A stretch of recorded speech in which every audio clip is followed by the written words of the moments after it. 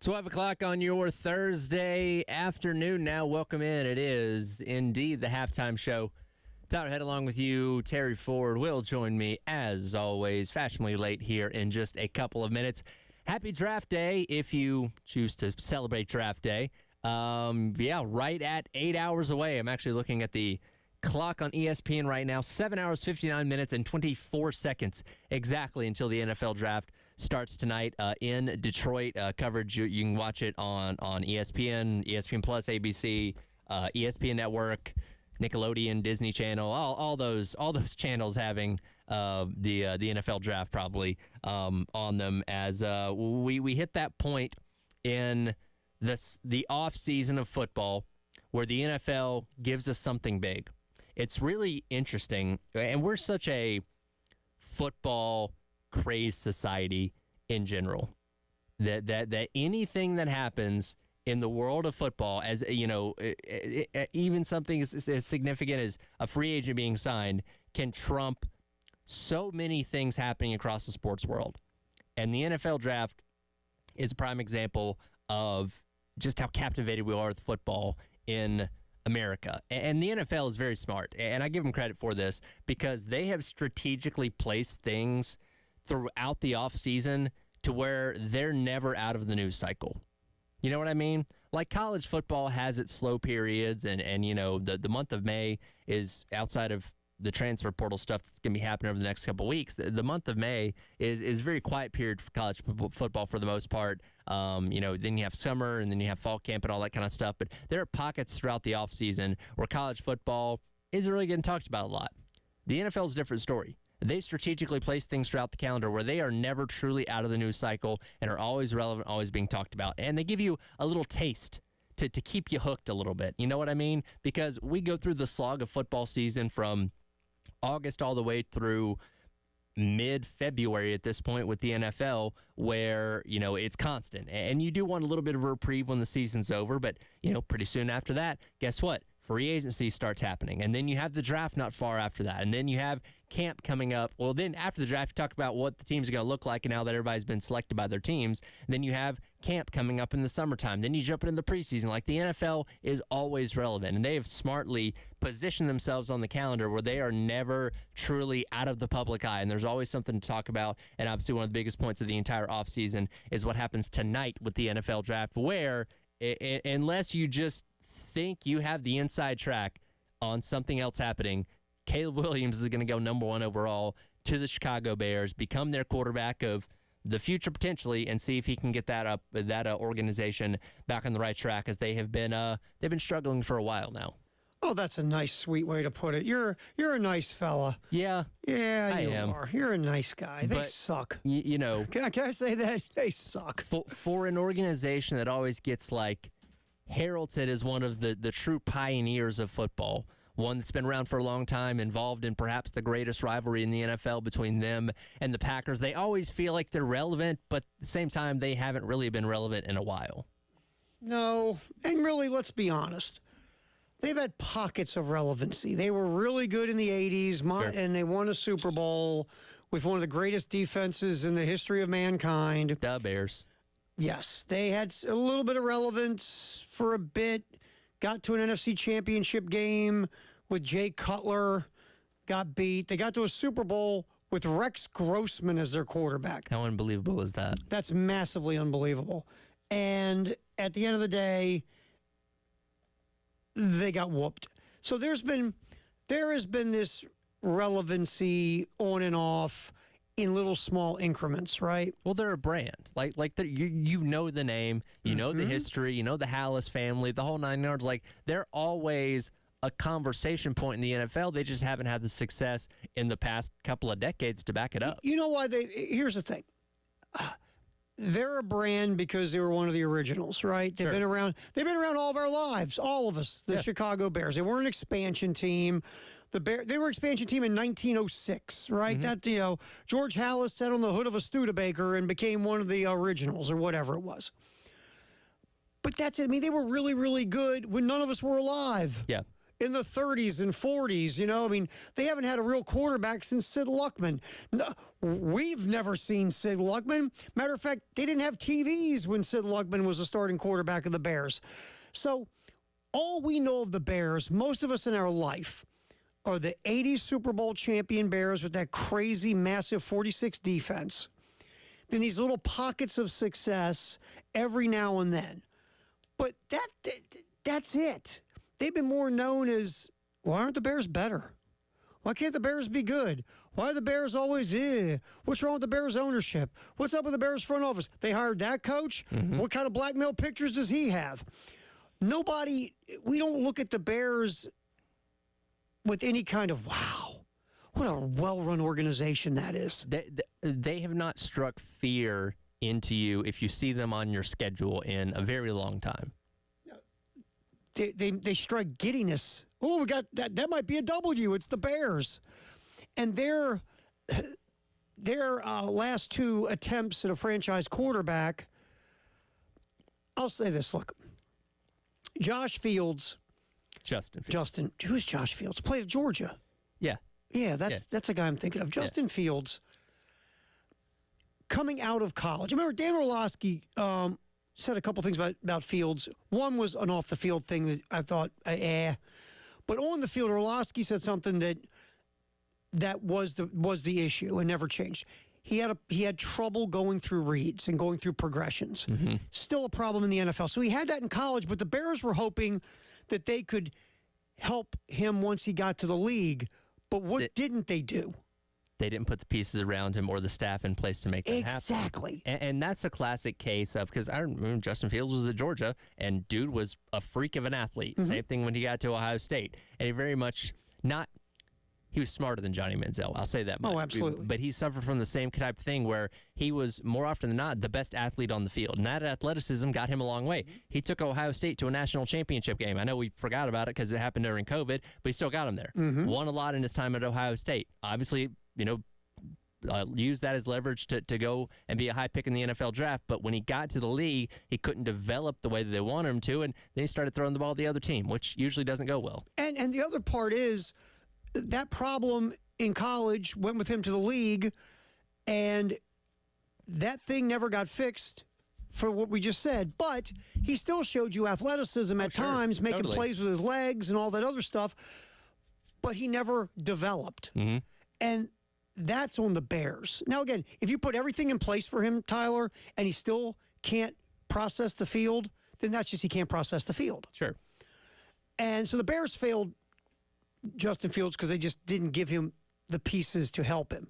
And now, by the way, if you're Fields, aren't you sitting back looking at the Bears going, where was all this for me? Oh, now you're going to do that for him, right? Yeah, lots of talent. They might draft a receiver with the 9th pick. Right. They brought in real offensive-minded guys who have some type of resume. They've done all this now. And if you're Fields, you go, where was all that help for me? Sure. You gave me Jack. Now, the other guy you drafted, you should have never drafted, was Mitch Trubisky. I'm sorry, Mitchell.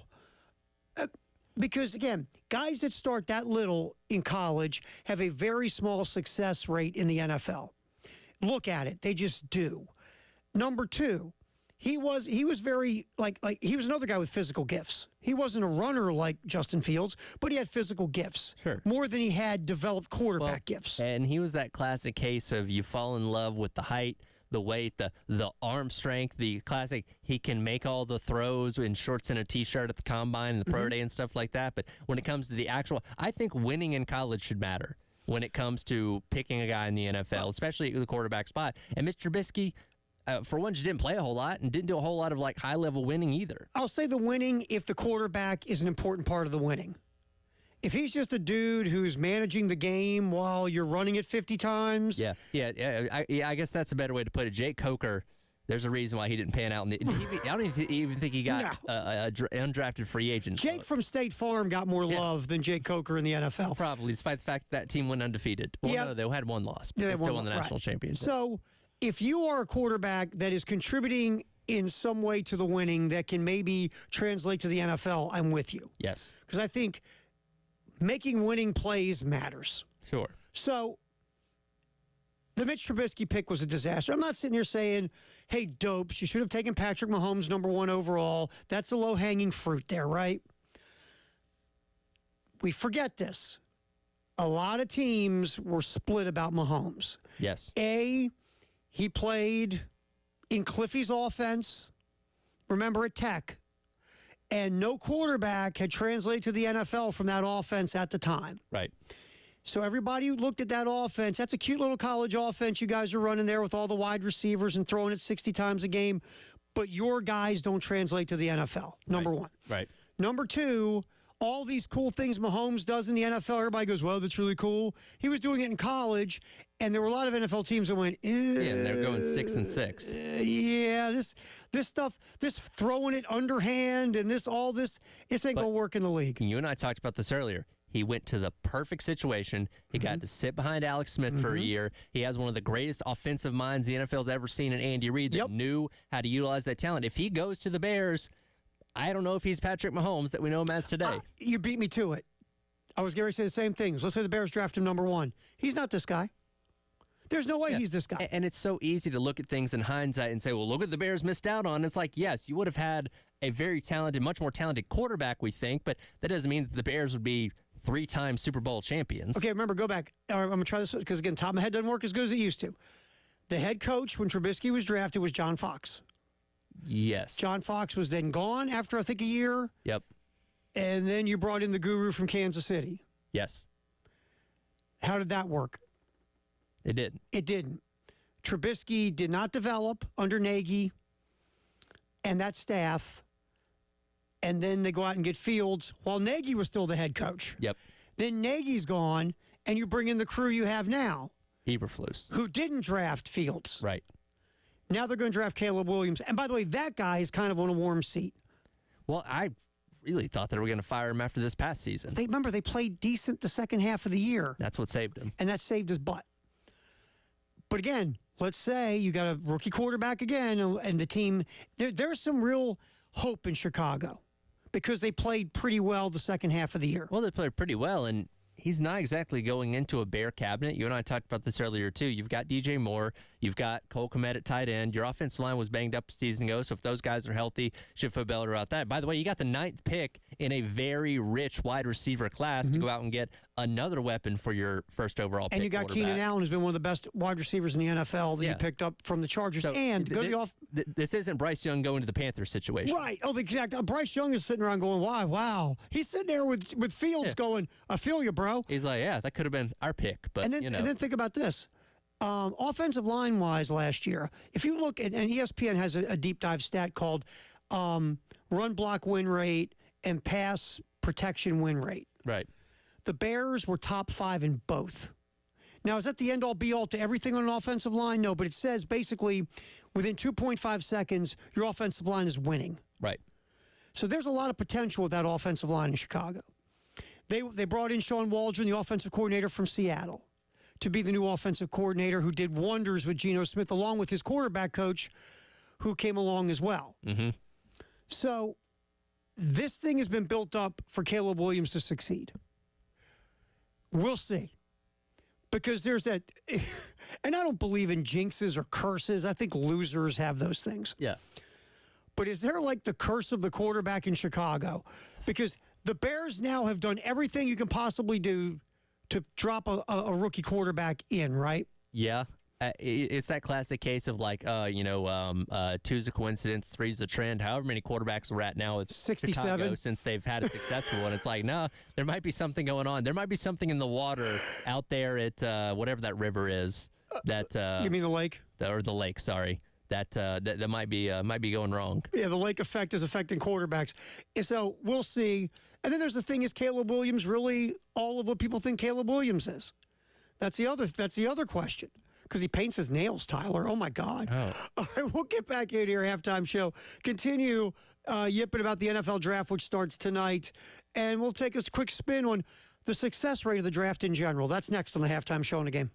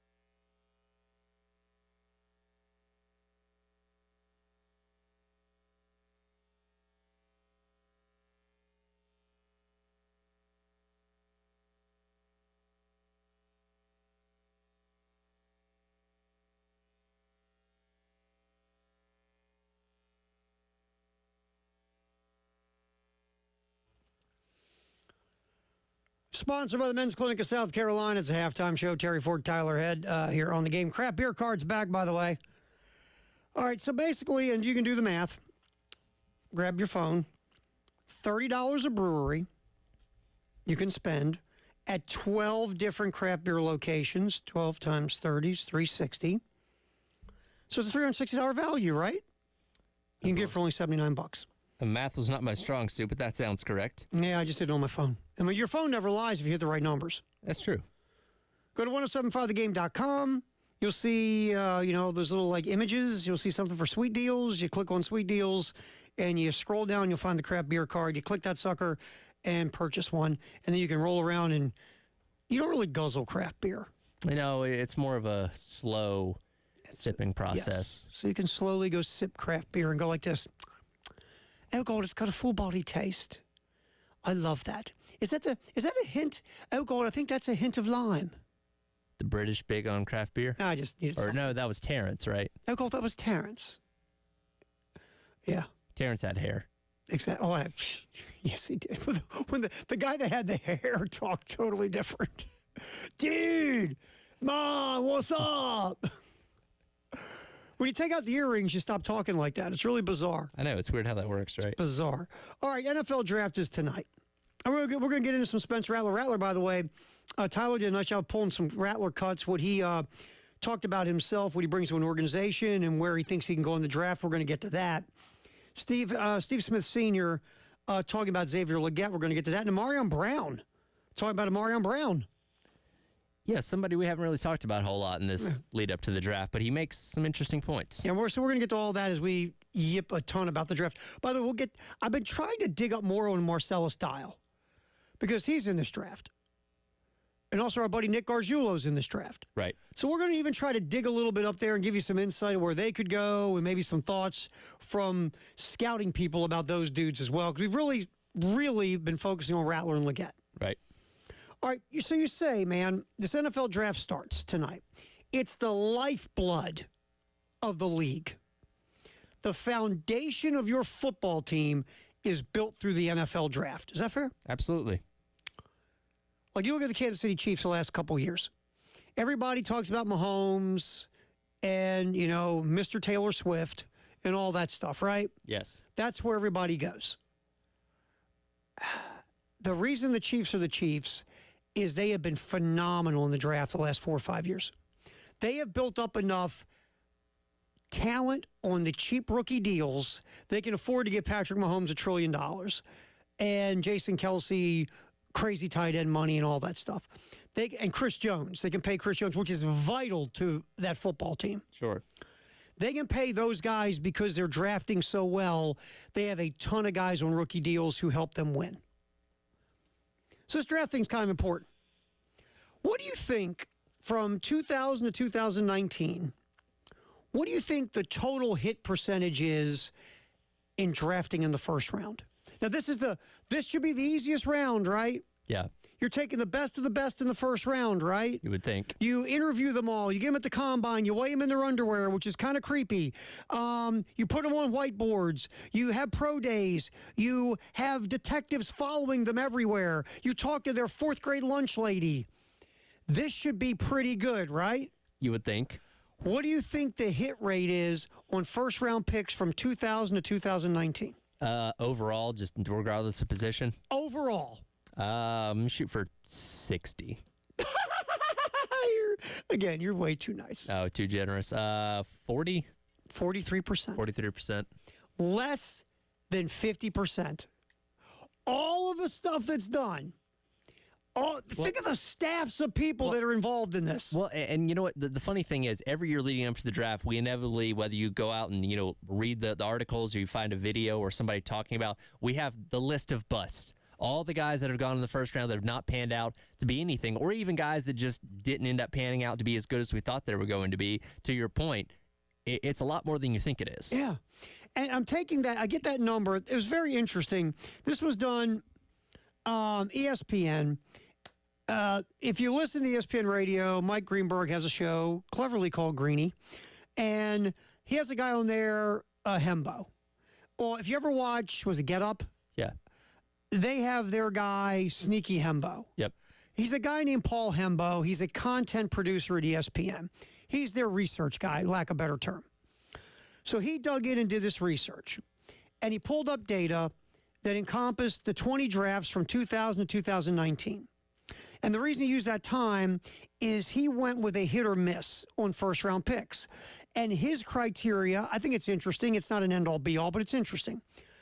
What first-round picks got second contracts from the teams who drafted them? Because if you get a second contract from your team that drafted you, typically you're doing something successful. Yes. In some way, shape, or form on some level. That's where Hembo gets this number. Right. The position with the biggest hit rate is center at 92%. Second is offensive tackle at 59%.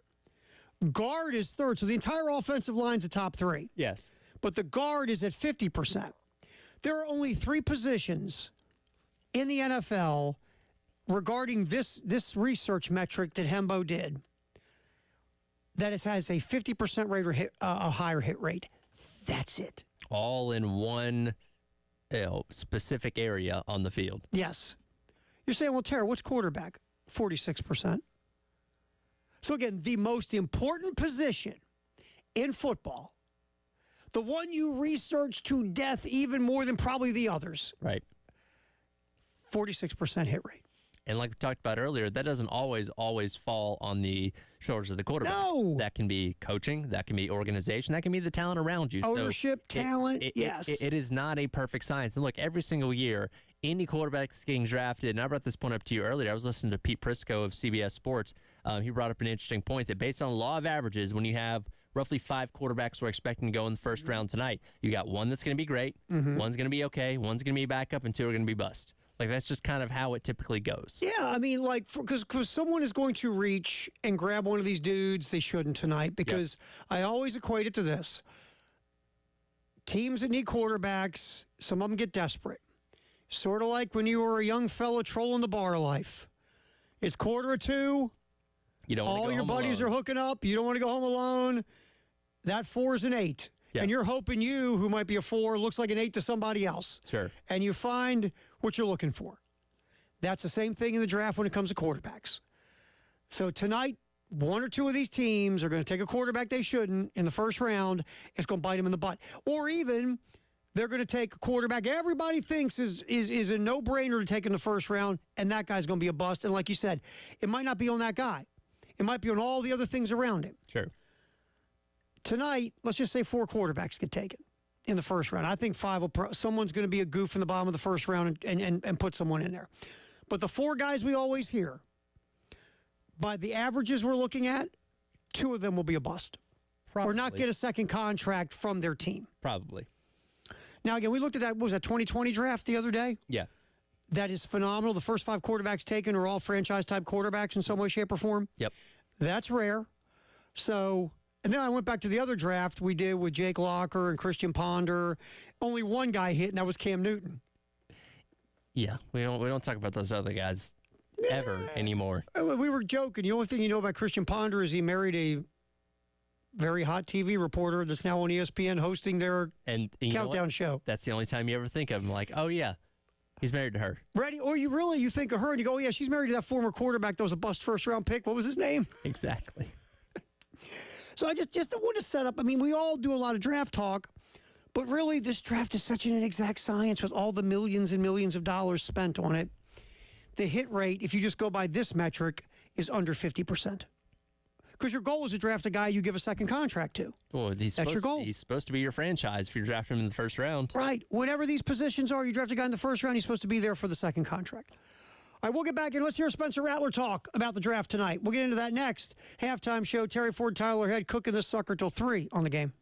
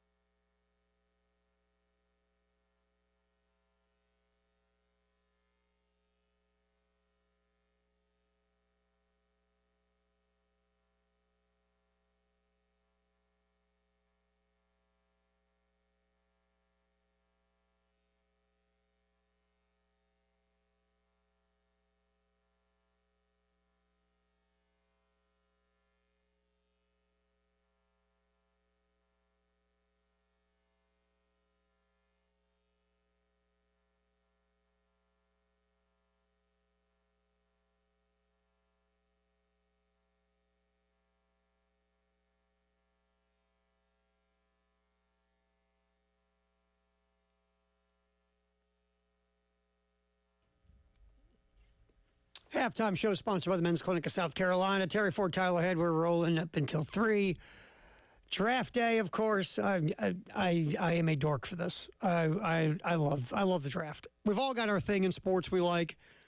This is mine. I love this. I'm glad that it's finally here, because the 3 months of a new mock draft every 2 weeks, it can get a little nauseating.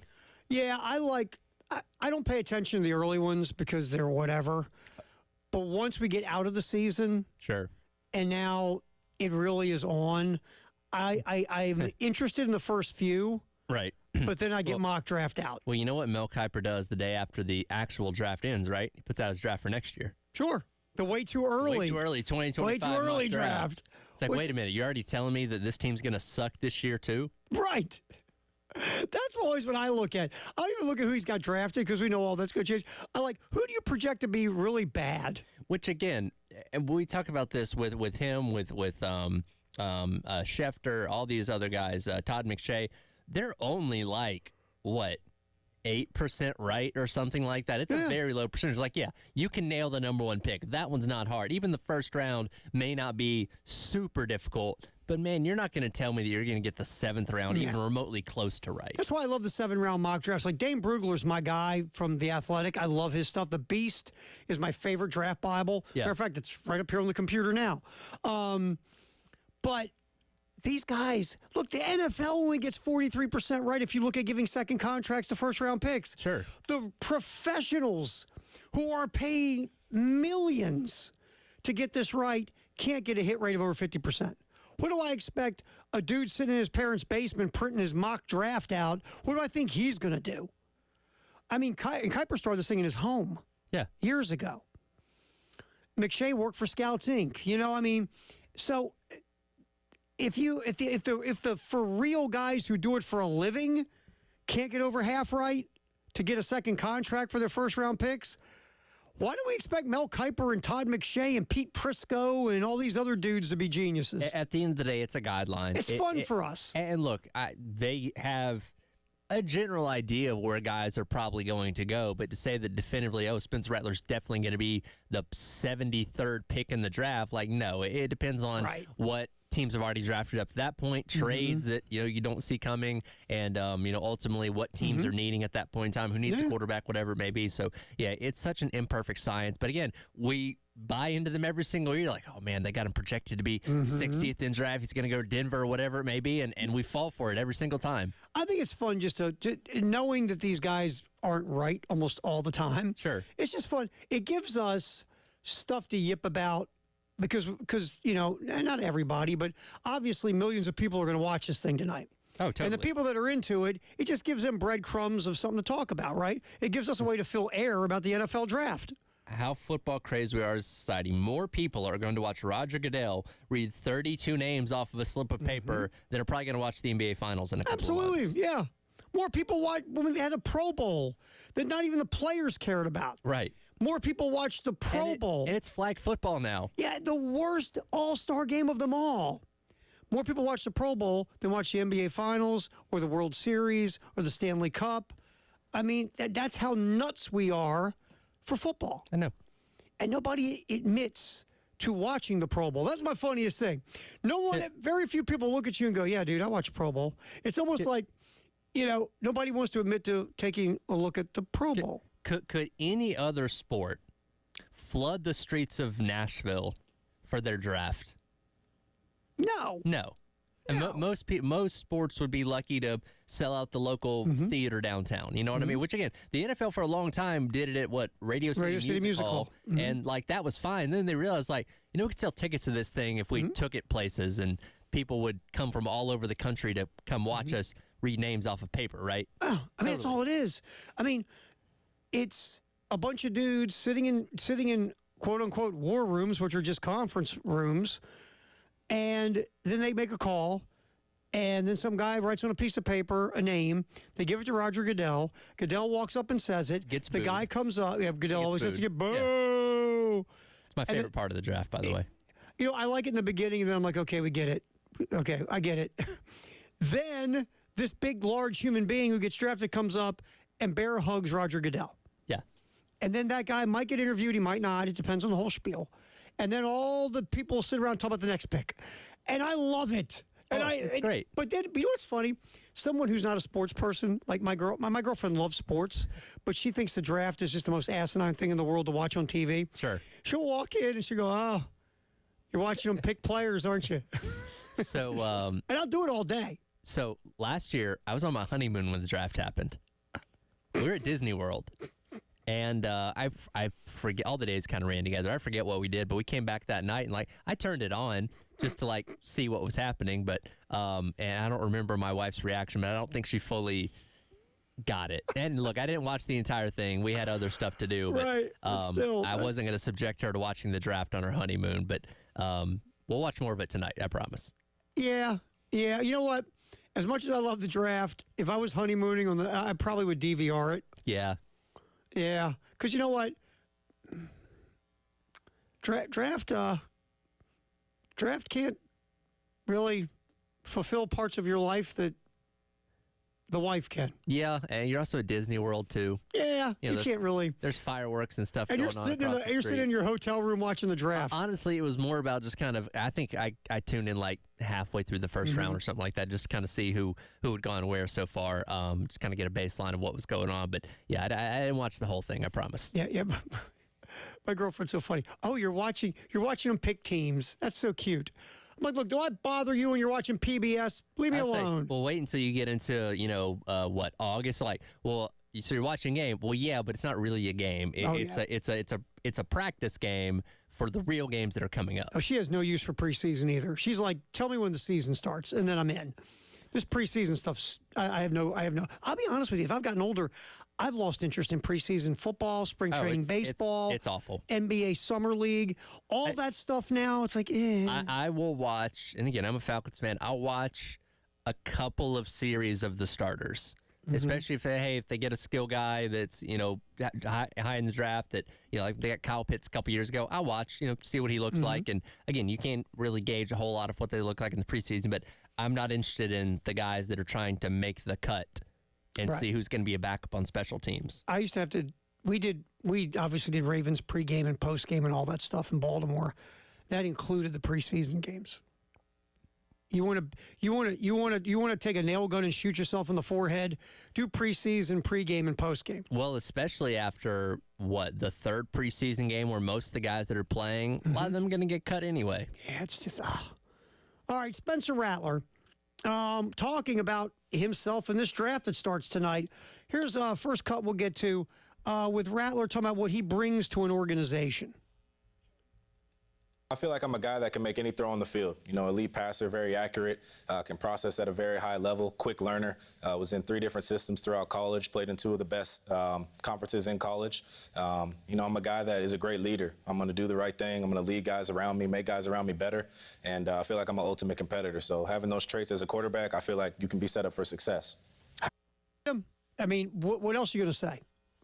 Yeah. Ready? So, tell us about you. Well, I'm okay. I'm all right. Sometimes I probably leave the pocket too early when I should stay, and every now and then I probably make a questionable decision, make a throw I shouldn't. And hey, you see my Netflix thing when I was 17? If Spencer Rattler could burn that Netflix thing, do you think he would? I said this yesterday. You were upstairs eating. I am so bleeping sick of that thing. Yeah. I'm so tired of hearing about it. He was 17 years old, for the love of God. And was being told he was the best quarterback in the country. Yes, he couldn't sit down with all the lips on his butt. Right. And, now he's 5 years older, whatever. Enough. He's not that guy anymore. Guy at 22 or whatever that you were at 17. Well, if you are, I feel bad for you. And it's just, enough of that thing. Enough. But there's Rattler talking about what he brings to an organization. A lot of that stuff, I think he hits on, and he's not wrong on a lot of it. Right. All right, and we'll talk more about what Spencer just said. We'll get a Firehouse sub text the hour at 803-404-6100. And got another cut from Rattler where he thinks he should go in the draft. We'll get to that next. Halftime show with Terry Ford and Tyler Head rolling up until 3 on the game.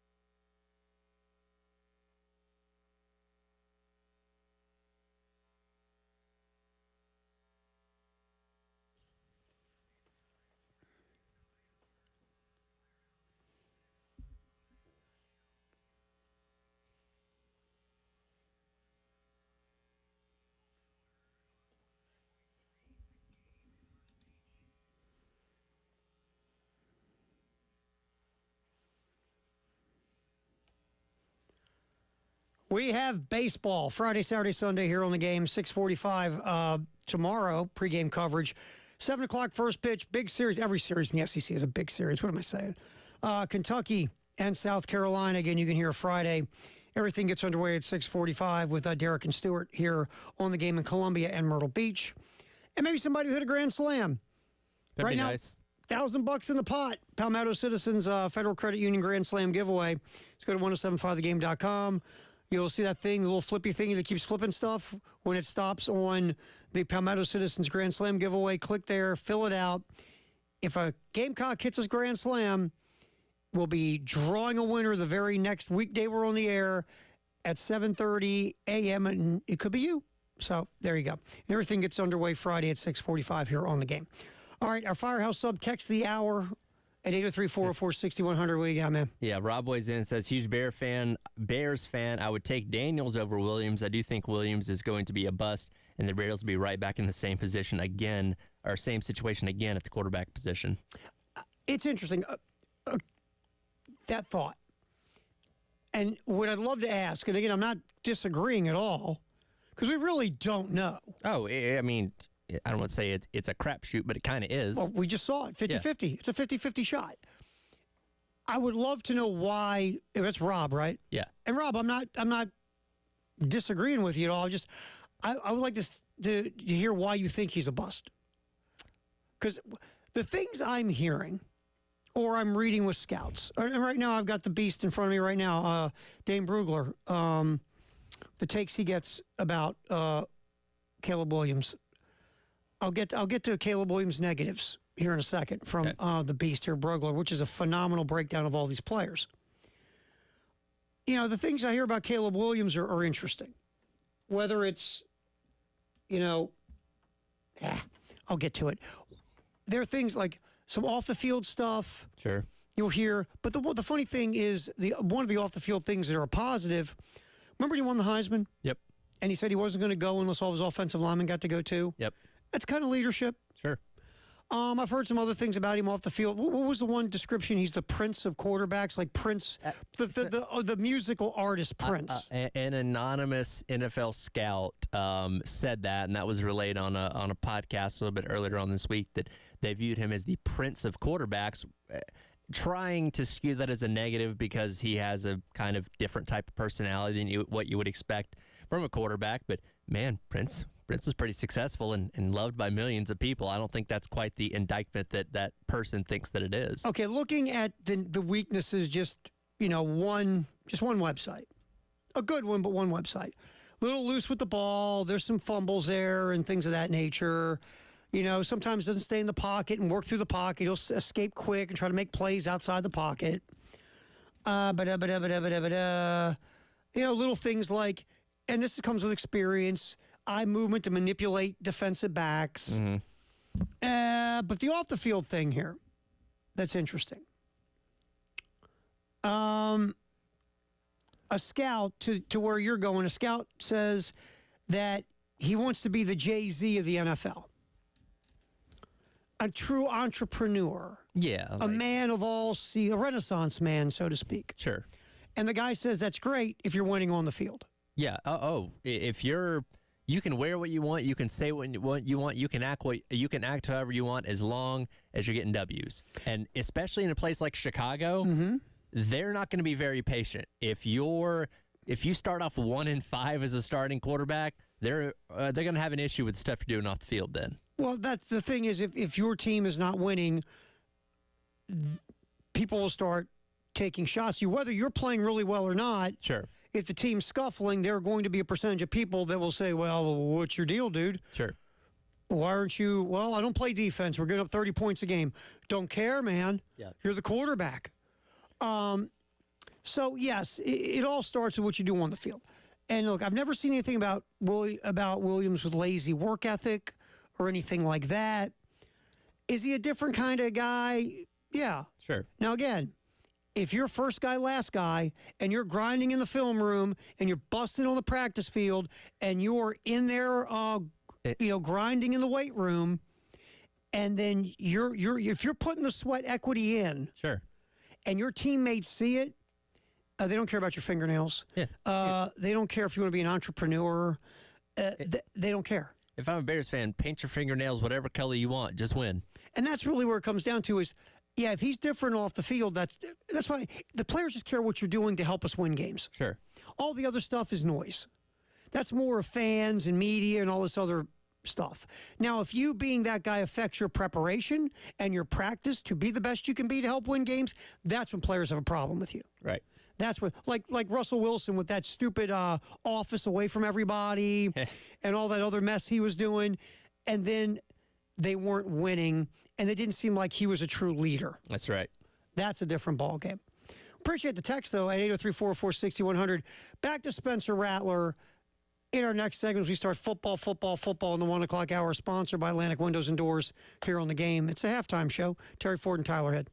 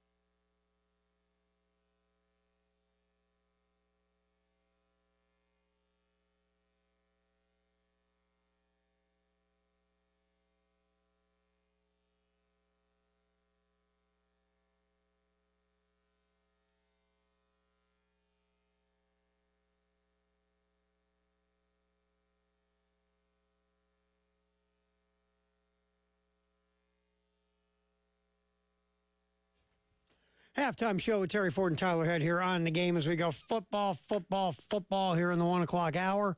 Sponsored by Atlantic Windows and Doors. All right, so Spencer Rattler, we played that one cut.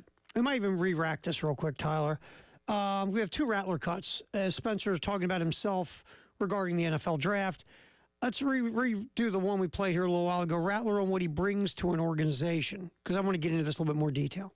I feel like I'm a guy that can make any throw on the field. You know, elite passer, very accurate, can process at a very high level, quick learner. Was in 3 different systems throughout college, played in 2 of the best conferences in college. You know, I'm a guy that is a great leader. I'm going to do the right thing. I'm going to lead guys around me, make guys around me better, and I feel like I'm an ultimate competitor. So having those traits as a quarterback, I feel like you can be set up for success. Yeah, I think Rattler can make every throw. I do think his leadership skills are good. We saw it 2 years of South Carolina. All those ups and downs and peaks and valleys, dude never pointed a finger. Never saw him walking off the field with his head down or showing frustration. Saw him talking to players on the sidelines. Right. I remember when Harbor dropped that ball against A&M, he walked up, patted him on the helmet, said, "Don't worry, dude, we're going to go back to you during the game. Everything's going to be fine." I think that he has been in an offense that is pro-style that helps him read the field, or your job is to go through progressions and process and all that stuff. Now, were there times, and then one of the things they talk about him working on is getting better at that decision making. Sure. But I think he got better decision making from year 1 and year 2 here. Yeah, absolutely. And he had the opportunity to work with a guy in Dow Loggins that has been in the NFL for a very long time. So I imagine that a lot of those skills will certainly translate over. And, he's a guy just playing college football for as long as he did.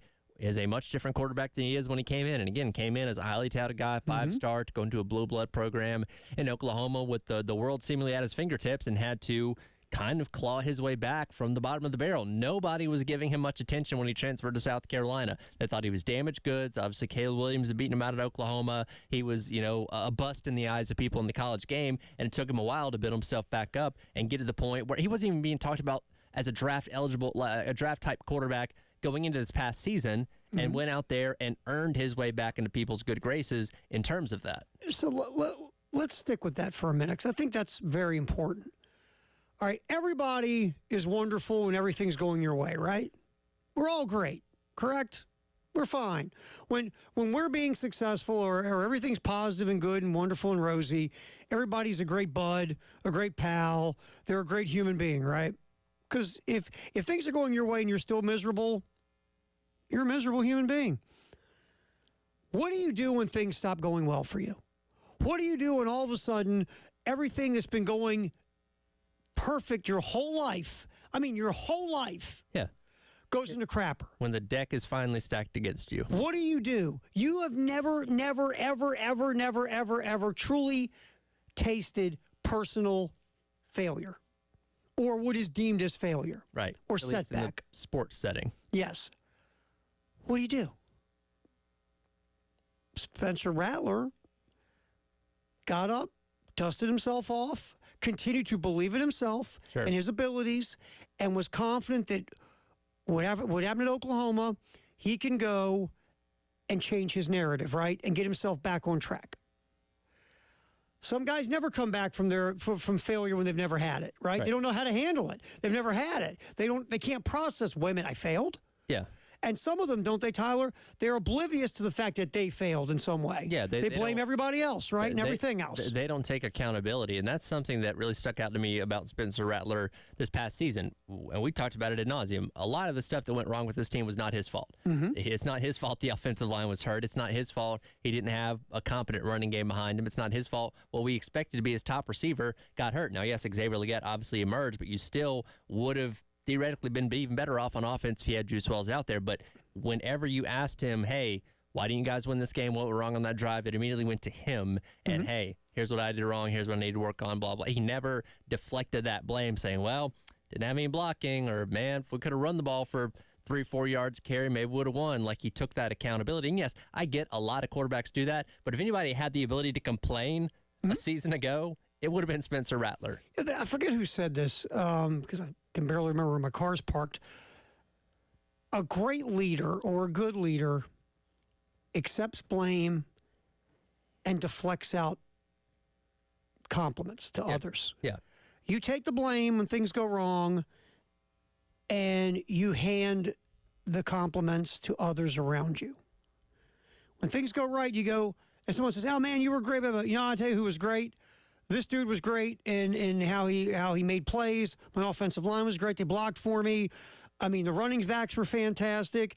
I was just along for the ride. But when things go bad, even if you went 29 to 30 for 400 yards and 4 touchdowns and you didn't win because your defense couldn't stop anybody, here's what you say. I got to make another play to win the game. Right. That's on me. I've got to make more plays. And if someone says about, well, defense, no, it's not about, it's about me making more plays. Right. That's what leaders do. Leaders deflect the compliments and accept the criticism.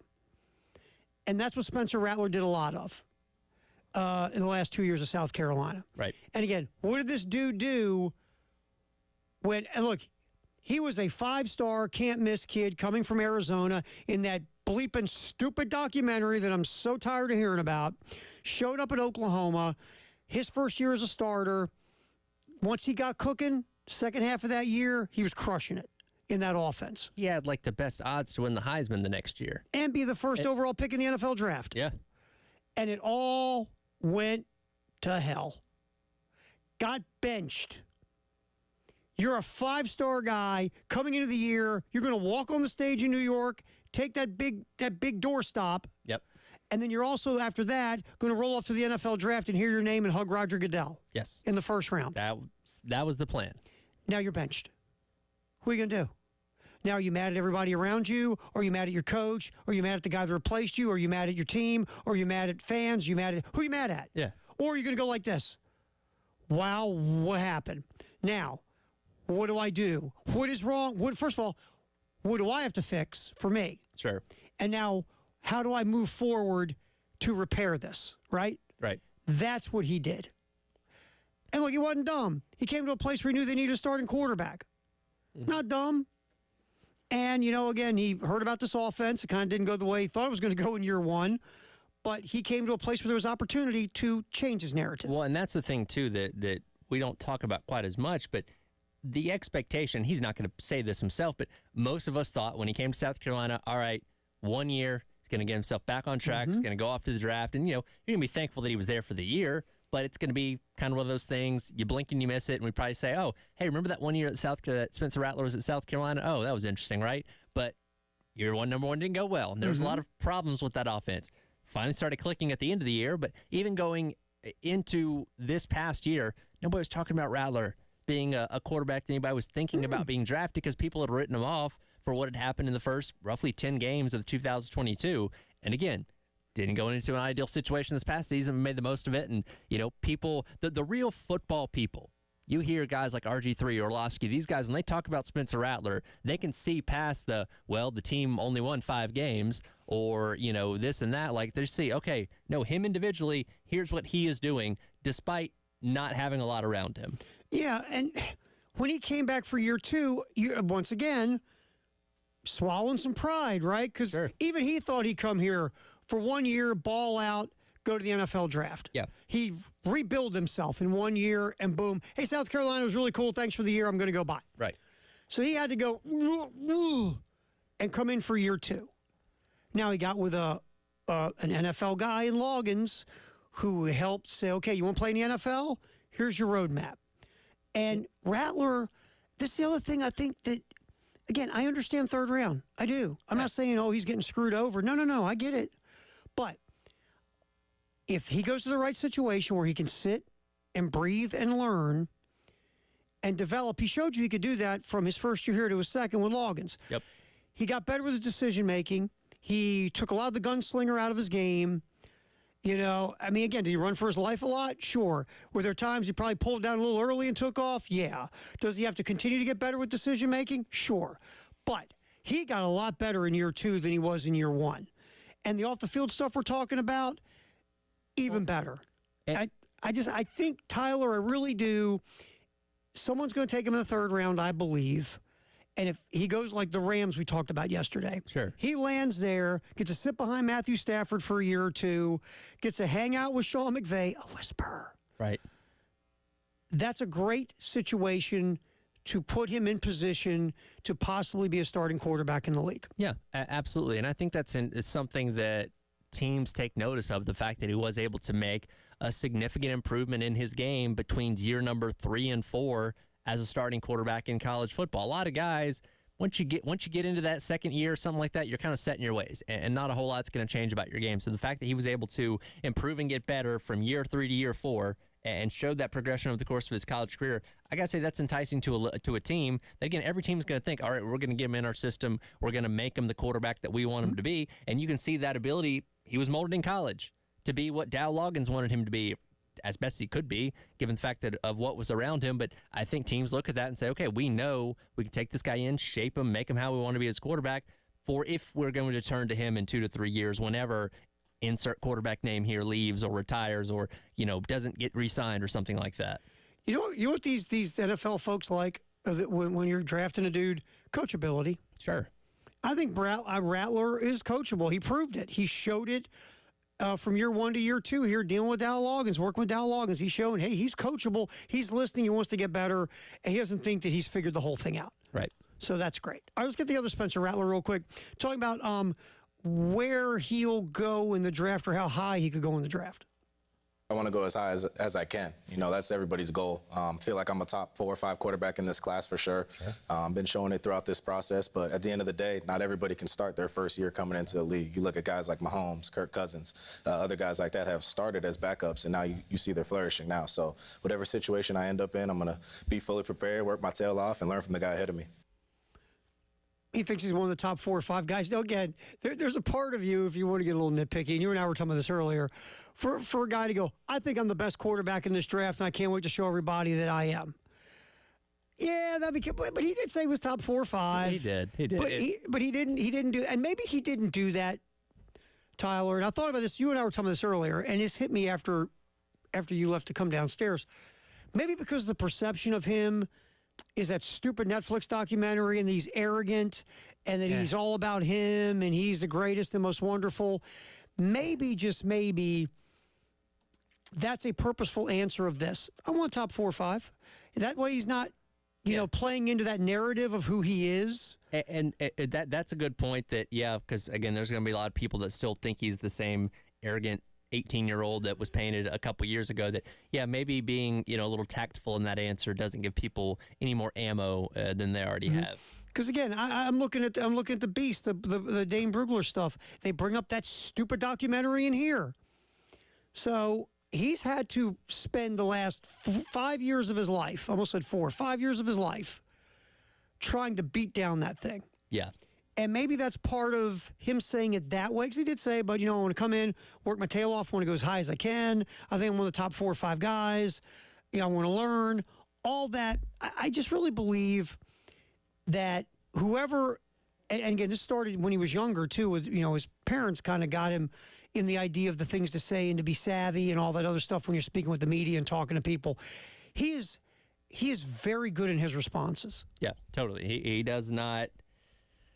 He doesn't give me anything to, I don't know, I'm trying to find the right word, to turn back on him. No, he's very focused on getting that takeout, getting the answer out within 30 seconds. Very rarely is a Spencer Rattler cut over 30 seconds, if you think about it. Right.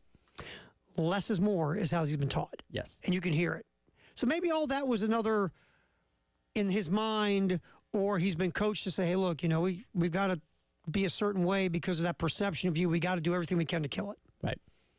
All right, so that was some Spencer Rattler as we talk about the draft. Let's spin around here. The transfer portal for South Carolina. We'll get back to the draft in a little bit. South Carolina football, transfer portal rumors. Let's jump into those a little bit, especially wide receiver talk. That's coming up. Halftime show. Terry Ford, Tyler Head here on The Game.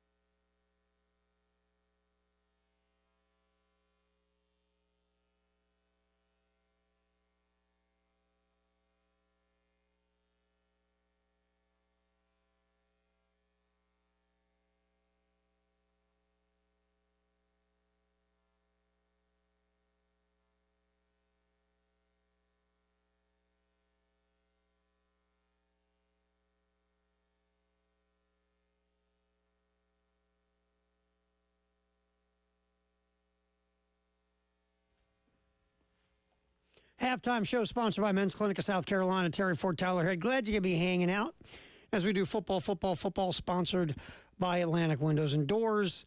We'll get back to some draft yapping, but first of all, circling back to South Carolina, transfer portal obviously is still open. Wide receiver is a point of interest. Two bigger guys. We talk about 6'2", 6'3" receivers, right, Tyler, height-wise? Yep. Elijah Badger, 6'2", caught 63 balls at Arizona State last year. South Carolina is dug in around him, according to our buddies at Gamecock Central. Badger visited University of Washington this week. Another guy, Nevada's Delvon Campbell, 6'4", 218. Now, just a quick look at the Pro Football Focus numbers. Badger is more of a yak guy. He gets a lot of throws closer to the line of scrimmage. His depth of target or what is not very deep down the field. Campbell is more a down the field guy than Badger.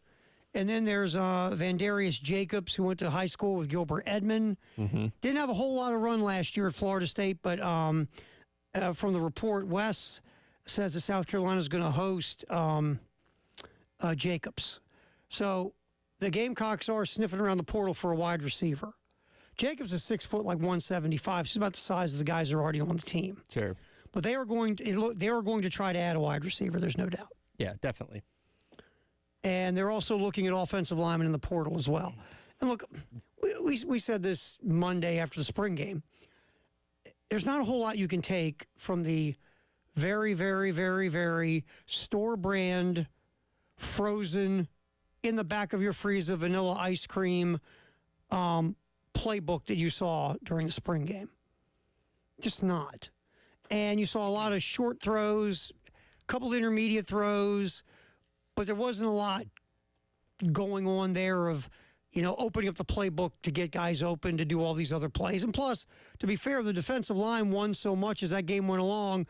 Quarterbacks are running for their lives. Yeah, you couldn't really have time to let things develop down the field. I thought what we saw of the receivers that we did get to see was encouraging. I mean, those guys, had the ability to find a little bit of space and, get some yards after the catch as well. So that's kind of what you expected out of those guys, given the stats they had coming in. But again, as we talked about so much, and look, we say this, Harbor could turn out to be your number one receiver this fall and has the size and everything that you're looking for, but you don't know that for sure. And he's not been able to participate in spring practice because he's doing the track thing. So you want, if nothing else, to feel a little bit safe knowing that you have a definitive guy that you can put out there as your one with that size to get some of those high-pointed catches, throw down the field a little bit more. In addition to all this great talent that you do have that you brought in from the transfer portal, in addition to returning, we haven't talked a whole lot about Tyshawn Russell this offseason, but he looked very solid on Saturday. Yeah, I mean, he caught a couple balls Saturday, and he was a guy that got some opportunity, made some catches early on, and then kind of disappeared, had some drops, confidence issue, and kind of fell out of the rotation as the year went along. He's back for a year. And again, guys do that D word, man, develop. Yep. So we'll see where Tyshawn Russell is. Nick Harbor. Last time we saw Nick Harbor, you're like, wow, size, speed, athleticism, but very raw. Right. We'll see where Nick Harbor goes because he'll be in the summer and he'll be getting his reps. And, once things go for real, be great to see Nick Harbor improve from year one. We'll see. You look at these guys from the numbers. Elijah Badger, 6'2", did catch 63 passes, but he wasn't your traditional 6'2", run down the field, throw jump balls to. He was more of a guy that worked around the line of scrimmage and got yak yards. Campbell got more opportunities down the field. He's 6'4". At Nevada, he was like their number 2 receiver. So again, you're not going to find like Xavier Legette at this point in the portal. You're not going to find some true number 1 beast who can snag a crossing route and run 22 miles an hour down the field, 70 yards for a touchdown. What you want to look for is you want to find a guy that kind of helps you fill in any kind of hole or weakness you have, and you're hoping he's productive. And you're hoping some other guys develop and can help out there too. The talent on hand on Saturday, Tyler, it wasn't like you had a bunch of dudes just dropping the football when it was thrown to them. When you threw it to them, they pretty much caught it. And they just didn't do a whole lot of fancy stuff with the passing game. That's all. Yeah, and look, we know, and Coach Beamer's talked about this, Dal Loggins talked about this getting more explosive plays is going to be a big part of this offense, which implies making more plays down the field. We obviously know North Sellers has a big arm. How are these guys going to be able to get separation, be able to make those catches down the field, and as well as get yak yards on those shorter plays to get the 25 plus yard gains that qualify as what most people deem as explosive plays. And look, it's not the end-all, be-all to always be 6'2", 6'3", but the bottom line is this.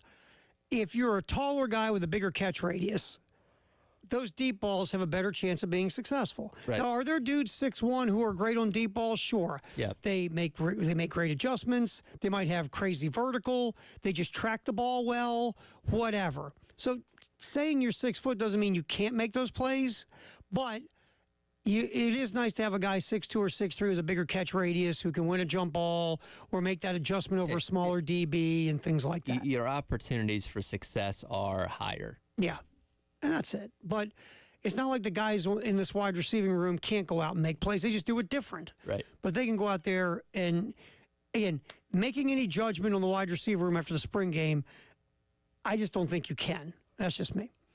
All right, we will come back in here as we continue on with football in the 1 o'clock hour here on the halftime show. We'll spin back into the draft.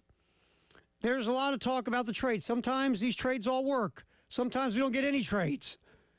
And we'll get into that next as we continue to yip about the NFL draft, which will get rolling tonight on what? ESPN and ABC and the NFL Network. I think HGTV has a draft, their version. I think TV Land's going to cut in between reruns of Golden Girls. I believe so. See who gets drafted. Yes. As a matter of fact, the Golden Girls are hosting the draft on TV Land. All right, so that's all starting tonight. We're going to come back in here and talk some more draft. And we'll hear, you know what? Let's hear from Xavier Legette in our next segment. Or hear about Xavier Legette from Steve Smith Sr. on the NFL Network. That's coming up. Terry Ford, Tyler Head. We are rolling the halftime show up until 3 on the game.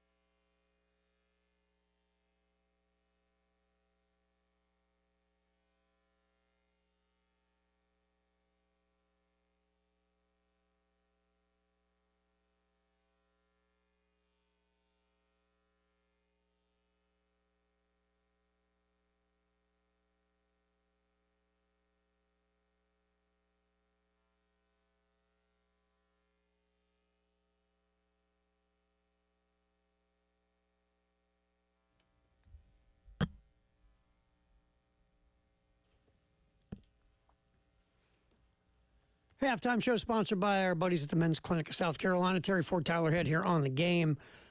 We'll get to the whole who could be trading where, who, what, when. Your Falcons seem to be an integral part of possible trade scenarios in this first round. There's some speculation. I don't care. I just want them to get good players. Yeah, a lot of people, if they do stay where they're at, a lot of people look at Dallas Turner, linebacker, Alabama. A guy, Monkel Goodwine, hyping him up earlier on this morning. Mm-hmm. So, I mean, Turner's looked at as the best defensive player in the draft. And there's a lot of offensive players going in the first 7. So Atlanta might get the best defensive player in the draft if they stay at 8, or the perceived best defensive player in the draft. I would welcome it. Now, if you look at the NFC South, obviously the Panthers, here's their first-round projection. Bryce Young. Panthers have no first-round pick. They got 2 second-rounders. The Saints, a lot of people think they could go defense with that pick. There are folks that believe the Saints would love to be able to be in position to get a quarterback. But again, now you're starting in reach land. And mock drafts, if you look at that division, have the Saints going defense. I've seen some offensive line. So we'll see where that goes as well. Well, here's the thing about the NFC South. Everybody needs a lot of help in a lot of different places. Yes. It was, once again, the worst division in football. Yep, but the good news is if you get your crap together, it's the first team to get your crap together. Yeah, I mean, now, we're taking a look now at the Houston Texans as far and away the class of the AFC South. Yeah. Because the rest of the division can't get their crap together. All right, real quick, Nick Gargiulo. We're looking at the Athletic mock draft. Dane Brugler has Gargiulo going number 255 in the 7th round of the Green Bay Packers. Mr. Irrelevant, by the way, is 257. So just above that. Almost. And the Mr. Irrelevant thing, man, you get a day, I think it was Newport Beach, California. You have Mr. Irrelevant Day. It's kind of a thing. Oh, you get the whole jersey, the whole 9 yards. Yeah, that's great. Cool. So Nick Gargiulo, according to the Athletic mock, 7-round draft, will get drafted. Marcellus Dial, I did not find in here. Now, Gargiulo has looked at the 17th rated guard by Dane Brugler in the Athletic. Dial is the 39th rated corner. So if Dial gets picked, it will be the last day.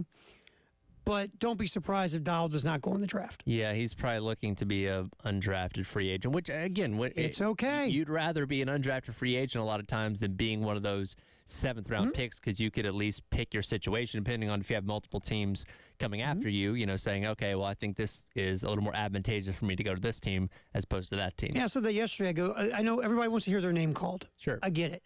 But once you get to the 7th round, sometimes it's better for you to be able to go pick a team. Wow, like Marcellus Dial. Okay, I wasn't drafted. Let's go find. Okay, 3 teams want me. Which team has the worst cornerback situation or defensive back situation? Right. I'm going to go there. Right. So sometimes it's better once you get to that 7th round not to get picked. But they have Gargiulo going to the Packers. All right, Xavier Legette. There's talk at the bottom of the 1st round, early to mid-2nd round for Xavier Legette. Steve Smith Sr. on the NFL Network. He knows something about wide receivers. A little bit. Former Panther. Steve Smith Sr. talking about the value of Xavier Legette. What I'm saying is I'm trying to figure out which Xavier Legette are we getting. Are we getting the 2023 dominant player? Or are we going to get the guy who's slowly showing us a few things? And I think that's why some teams, he hasn't in the beginning been an outright guy that says, man, he's a bona fide 1st-round pick. Now people are starting to, after watching his workout, watching more and more of his film, seeing how fast he ran a 4.39 at the combine, teams are like, hey, if we get an opportunity to get this guy, and he has a value. He plays special teams, kickoff return, then took a few to the house. So you can't just let that guy go by you if you have the opportunity to draft him and you need a wide receiver, because he's an ex-wide receiver. He plays the speed position. You could put him on the line of scrimmage. He could use his speed. He could use his strength to get off the jam. Yes, he gets tied up sometimes, but he's a big, burly kid that can use also his leverage and knows how to use his physicality to get open. And that's key. When you get open, do you use speed, strength, or savviness? Speed gives you separation. Savviness gives you separation. but strength gets you open. And he has all three of those. And that's hard to ignore and say, well, you only had one good year of production at the level of a first-round draft pick. I think Steve Smith Sr. makes some really good points about Legette. The knocks with Legette is the route tree's got to get better. Two, and I think it's funny, he's not 6'3", 6'1". Okay. But that matters to a lot of teams. It does. I mean, here's my thing, is if he was 6'3" and all of a sudden he's 5'10", that's a whoa, that's a pretty hey, big difference. Whoa, what, he play in heels? I was going to say that's more than the spikes on your cleats. Right. But 6'3" to 6'1", if he wasn't fast and he was a jump ball guy, right? Or he was a guy that used size and he didn't have that speed and the things that Steve Smith Sr. was talking about. Right. I'd be more concerned if you ding two like Keon Coleman at Florida State. He's a big dude. His calling card, big dude, win jump balls, big catch radius, right? Yep. If that guy was 2 inches shorter, I would go, ooh. Wouldn't be as enticing. Uh-oh. But Legette brings other things to the table. I mean, he's 220. Dude's yoked at 220. We saw him here that one day. Specimen. Yes. The guy is like, ab muscles bigger than my head. Yeah. He's a strong guy and he's fast. And yeah, his route tree does need work, sure. And, he has to learn, some counters to get off the line of scrimmage at times. I get that stuff. And yes, 1 year of production, you go, man, I'd like to have 2 years of this. But at the end of the day, I think if you're sitting there... It also took the right offensive coordinator to see what they had in him and utilize them the right way. And Dow Loggins has talked about this. The day he went out to practice for the first time, he's like, who's 17? Sure. Well, no, look at Juice Wells. I see Juice Wells. Yeah. Who's 17? Who's the other guy? Because the other guy, why is it? I kept saying this my first year here. I mean, Legette had the kickoff return versus A&M where his shoe came off for the touchdown. Yep. And occasionally he made catches in a game. And I remember asking, it's in the press box, whether it was Heath or whoever, I was going, why didn't this guy make more plays? When he made a play, you would go, wow. Yeah. Why can't this guy make more? Why can't he be more consistent? And part of it was how he was being used. And I always ask that. When I see a guy that, you'll see those moments in a game where he looks like he's got something. Yep. But then you don't see it for 2 or 3 more games. Is it him or is it the system of offense he's in? Sometimes it's both. Sure. But it's always one of those two things. Is he just not a hard enough worker? Is he not putting in the reps to make himself that good all the time? Or are they not using him correctly for the strengths that he has? Right. And Loggins unlocked it and used him in the right way and the things he could do. Okay, maybe you can't run this route, but you run the heck out of this, and this. And if we get the ball in your hands with your speed and your strength, we got something. Yep. And is he going to be a guy that probably the first year pops? No. But maybe in year 2, maybe you're going to see enough in year 1 to get kind of excited. But I could see him being a guy, if he's developing and he's working, which we hear he does, then by year 2, he might go boom. Right. And the bottom of the first round, I can see someone taking that shot or early second round. I don't think he gets past 40. And if you want to hold the route tree against him and the fact he's only had 1 year of production against him, okay, I get it. DK Metcalf, second round pick. A.J. Brown, second round pick. That dude Debo, second round pick. You can be a second round pick and have a good career. A very good career. Yeah, no, absolutely. And again, unless you go to Carolina. Well, yeah, and that's the concern because we here obviously want to see all these guys go to successful situations and be able to have long careers in the NFL. And Xavier Legette would obviously give it his best shot, but I just worry about the structure of the organization with Carolina that, he would not be utilized in the right way. And again, we don't know what David Canales is going to be like as a head coach, offensive-minded guy, obviously, but that he would too quickly fall into the irrelevancy category because he's playing in a bad organization as opposed to – and it's crazy the difference between one pick in the draft. because you might end up going and playing with the generational quarterback in Patrick Mahomes, or go to the guy that we're not really sure about, and Bryce Young. In an organization we don't know anything about, and a head coach we don't know anything about, and we do know one thing: the owner's I'm going to be nice. The owner is not one of the best owners. Matter of fact, he might be the worst owner in the NFL. He's the worst. I caught myself. I was going to be mean. I'll say, don't be nice to David Tepper. Yeah, it's true. I shouldn't be. He doesn't deserve it. You know, you have a good point. We should make a list of people that I can be mean to. So that's what we do know about the Panthers. The owner's a goober, and maybe the worst owner in the league, if not all professional sports. So. Can we find a situation of somebody getting drafted 33rd and doing like the thing, like the Eli Manning thing, like, yeah, I'm not going to play for you guys. Go in there. Sorry. I know I don't have as much leverage as the 33rd pick, but I don't want to play for you. I was like, I don't care. I don't want to go play there. I don't. So that's some Xavier Legette. And then we got a little bit about Nick Gargiulo and also Marcellus Dial in there. All right. Do not forget that we're going to give you an opportunity to win $1,000. Just go to 1075thegame.com. This is the Palmetto Citizens Federal Credit Union Grand Slam giveaway. The pot's at $1,000. No Gamecocks hit a Grand Slam yet this year. Once that does happen, whatever the pot is, the next weekday we're on the air, we'll do a drawing at 7:30 a.m. and you might win yourself. You're going to win at least $1,000. Just go to 1075thegame.com. You know, look at the top part there where the little flippy thing, media reel, is when it lands on the Palmetto Citizens Grand Slam giveaway. Click there, fill out the form, and you might win yourself at least $1,000, if not more, from our buddies at Palmetto Citizens Federal Credit Union. All right, Firehouse Sub, text of the hour, 803-404-6100. Coming up next, it is football on the halftime show, sponsored by Atlantic Windows and Doors. Terry Ford, Tyler Head on the game.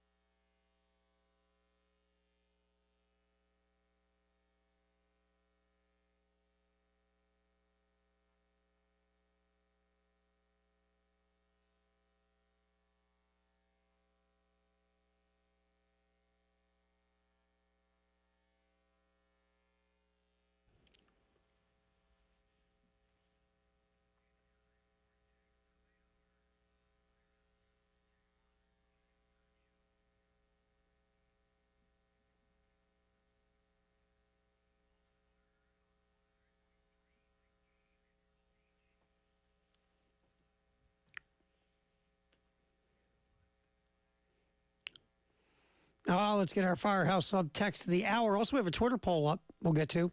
803-404-6100. What do you get there, Tyler?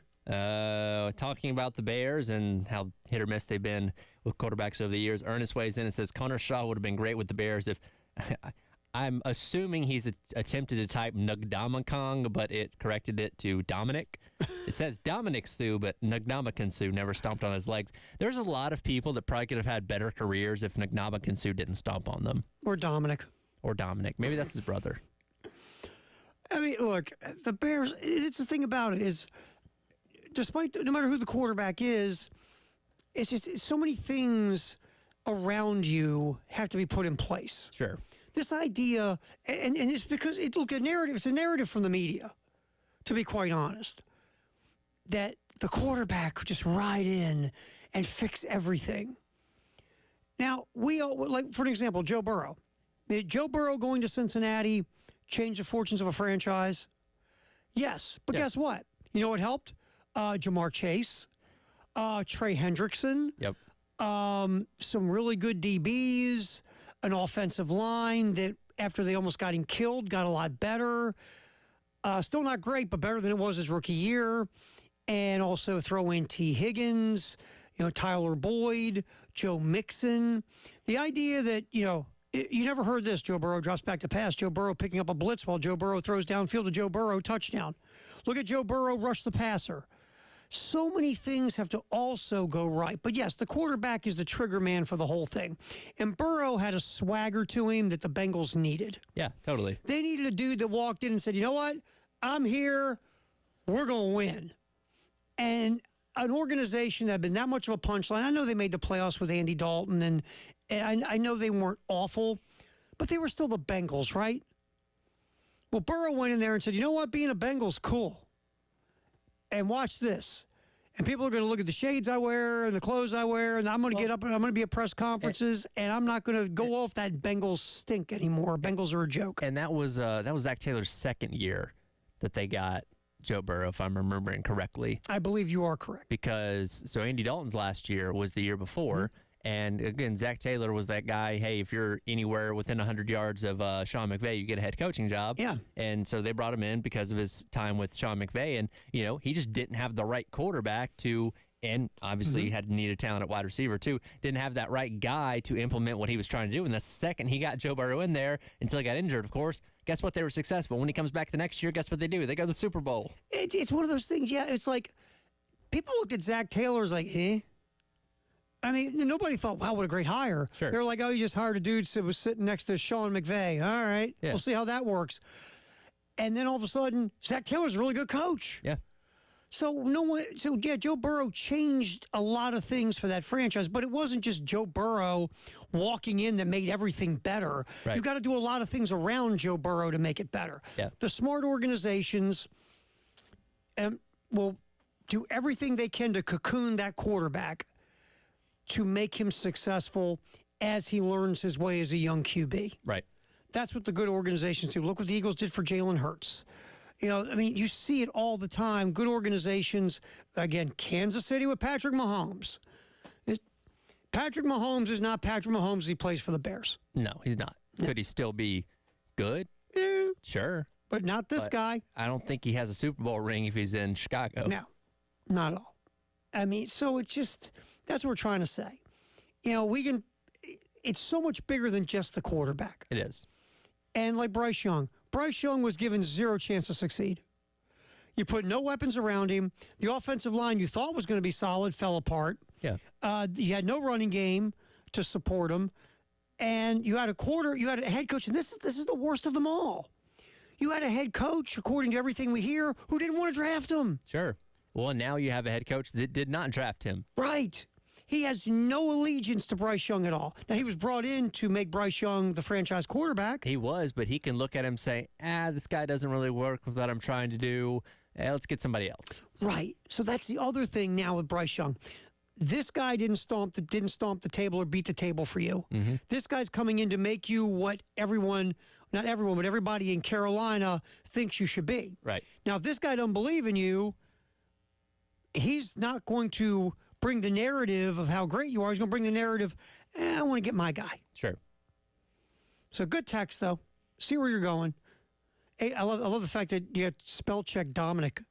Well, I mean, what's a spell check going to take Nadominican? you know what? I'm actually interested to see what it do. on my phone. Try to spell Nadominican Sue on your phone and see what you get. I actually have to look up how to spell that. NDK? And then after that, I got nothing. D. There's an ND and a K in there. I don't even know where to start. Okay, all right, I got the spelling. Hold on, let's see. Oh, you got it? Let's see what happens. Go for it and see what you get. Give me a second here. Dom. See if it comes up Dominic for you. It doesn't even correct anything. It's like, this isn't a word. The phone is like, are you drunk? Are you drunk texting? What are you doing? All right. Football sponsored by Atlantic Windows and Doors. We'll come back. What's trending at 2, sponsored by Traditions Fine Jewelry and Gamecock Traditions. And we'll check out the world. We'll still talk about football because that's what's going on today. We'll trend on some other stuff too. NBA playoffs, the Braves. We got things to get to on the halftime show here on The Game.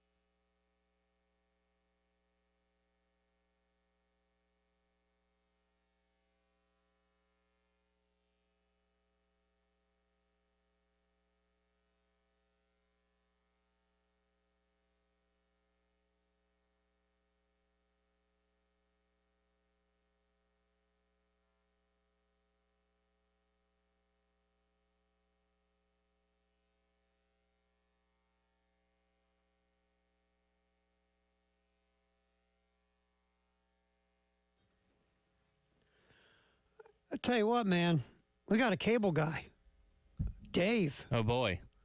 Dave's firing the TV. I mean, I'm sitting here screwing around with the other remote. And Dave said, let's try this remote. I'm like, sure, Dave, go for it. Well, Dave's getting the TVs back on. so the box or whatever you call it, it's right underneath the TV. So you got to kind of stand underneath it and like point it at it to get it to come Right. on. It's like, okay. Oh, Dave, nice work. Both TVs. Dave is a wild man. Wow. Tyler's so happy he's going to buy you honey buns. Job, Dave. I just won't smell them. That's right. He just won't smell them.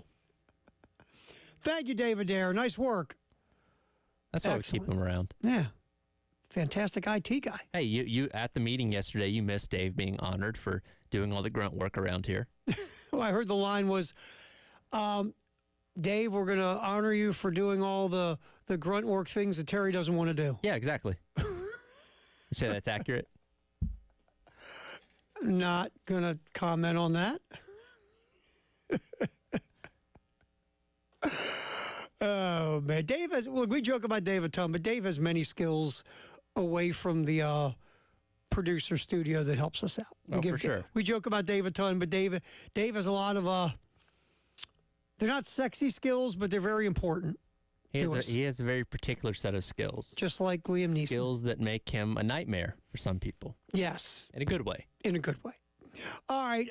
What's trending at 2? Sponsored by Traditions Fine Jewelry and Gamecock Traditions. You buy merch from Gamecock Traditions. It's helping the NIL, the Garnet Trust, because Gamecock Traditions an official partner now in the NIL when it comes to you buy merch. It goes to help build the bank account for Garnet Trust. And as we know, every little bit helps. Yes, it does. All right, NFL draft. We brought up we want to get to the trade scenarios. There's a bunch of them. This draft, it feels like, starts at 3.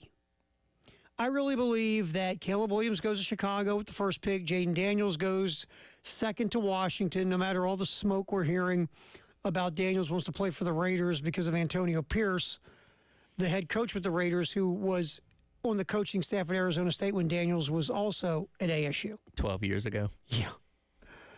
I think the draft starts at 3. Does New England, do they take Drake May? Or do they trade out of that pick and let somebody else take that spot to take Drake May? And I said this before. It depends on how you feel about Drake May. Mm-hmm. If you are sold on Drake May as truly the third best quarterback on the board, and he's the best guy on your board, and you kind of need a quarterback, take him. If you believe in him. If you don't believe in him, trade out of the pick. Well, here's the thing. They don't kind of need a quarterback. They do need a quarterback. There's no question about that. Come on, look at that great quarterback room in New England. Yeah, I mean, so if you're New England, you don't believe Drake May is a franchise quarterback, or you think there's a lot of problems with him because he throws off his back foot and his mechanics can go sideways, and sometimes he makes throws he shouldn't make, then don't take him. Don't take him because you need a quarterback. That's when you get in trouble. Right. You got to take a dude you believe in can be your franchise quarterback. So if you believe in Drake May, take him. Don't overthink the room here. If you don't believe in him, yeah, let somebody else come up there. You get a bunch of draft capital. Let somebody take Drake May. And then if you, depending on who it is, like there's people saying the Giants at 6. You drop at 6, you probably won't get, again, what do you think of J.J. McCarthy? Right. If you believe in him, maybe you go to 6 and because you want McCarthy. Maybe you like McCarthy better than you like Drake May, and you know you can get McCarthy a little bit lower, so you trade down.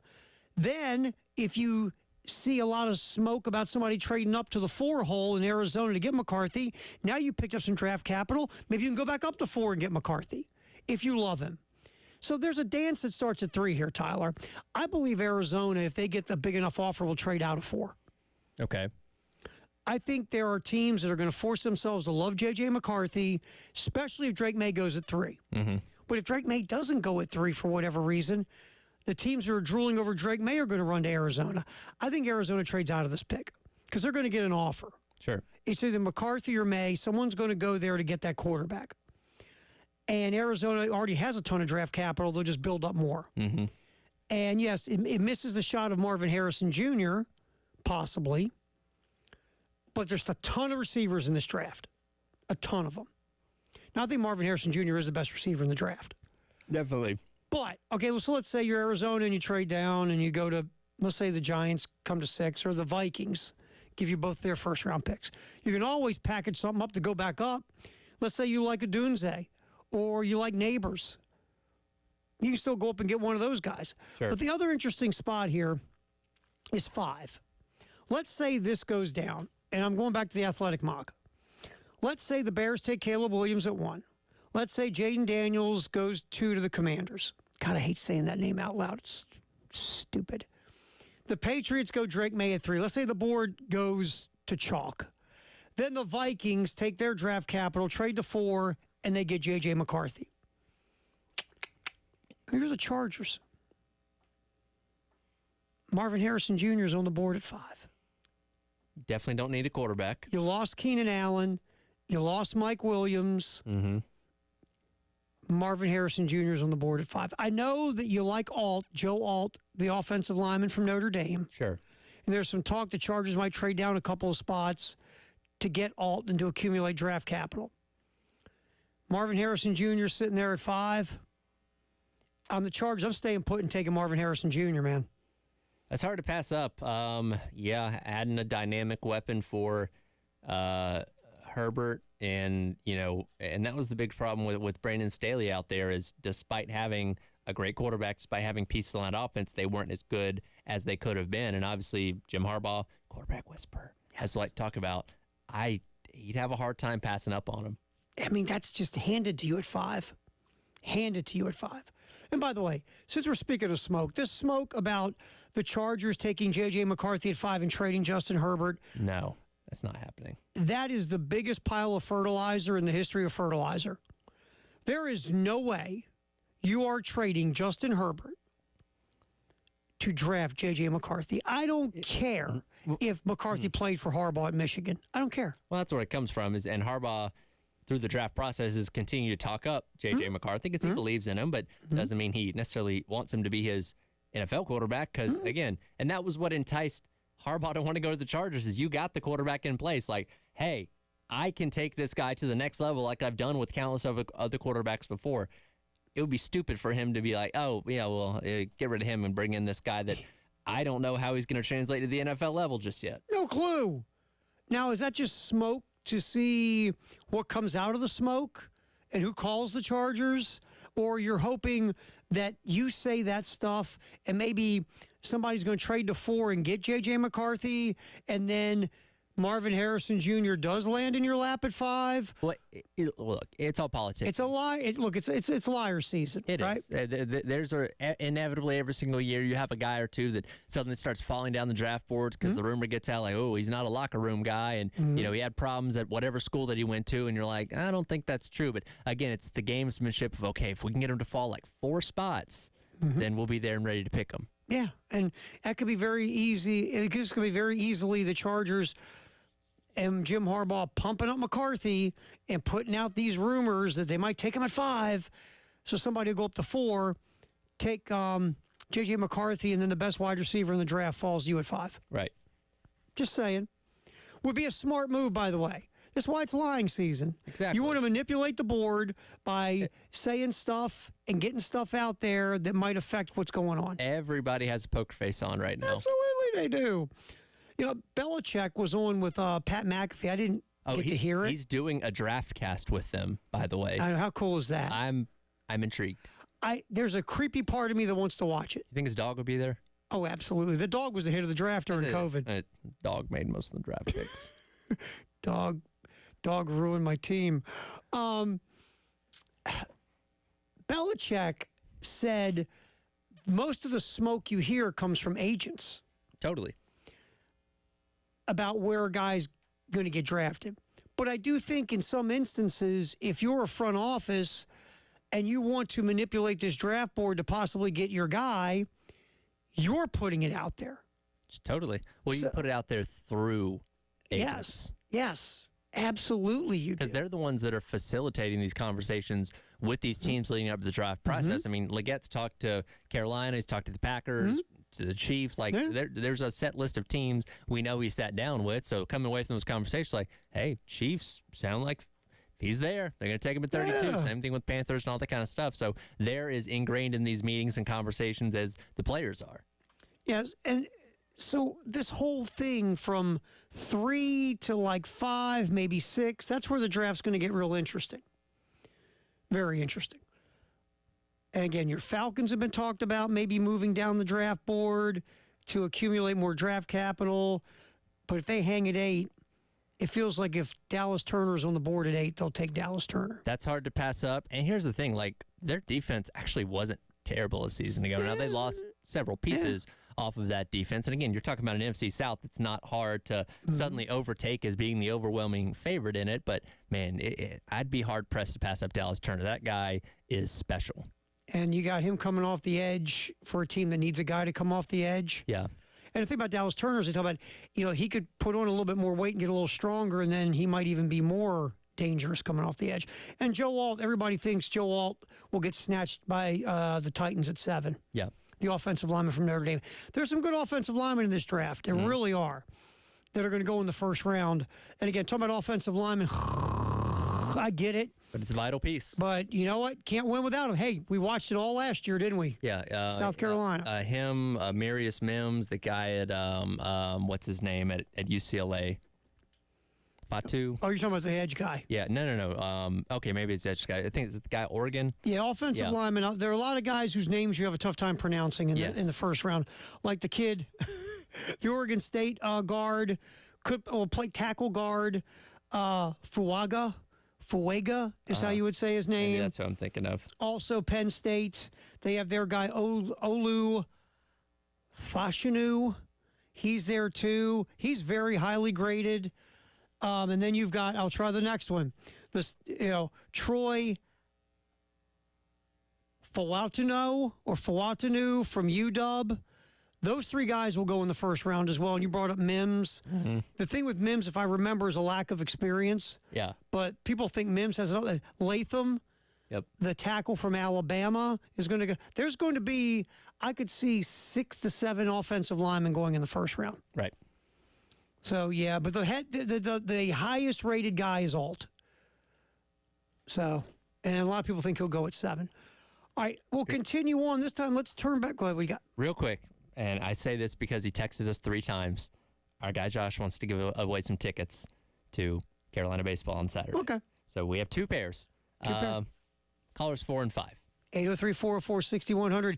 You want to go see Carolina and Kentucky right down the road. On Saturday. Give us a ring right now. Callers number 4 and 5. Go check out Carolina and Kentucky. Big SEC series. You can go Saturday. Callers 4 and 5, 803-404-6100. I will get back in here.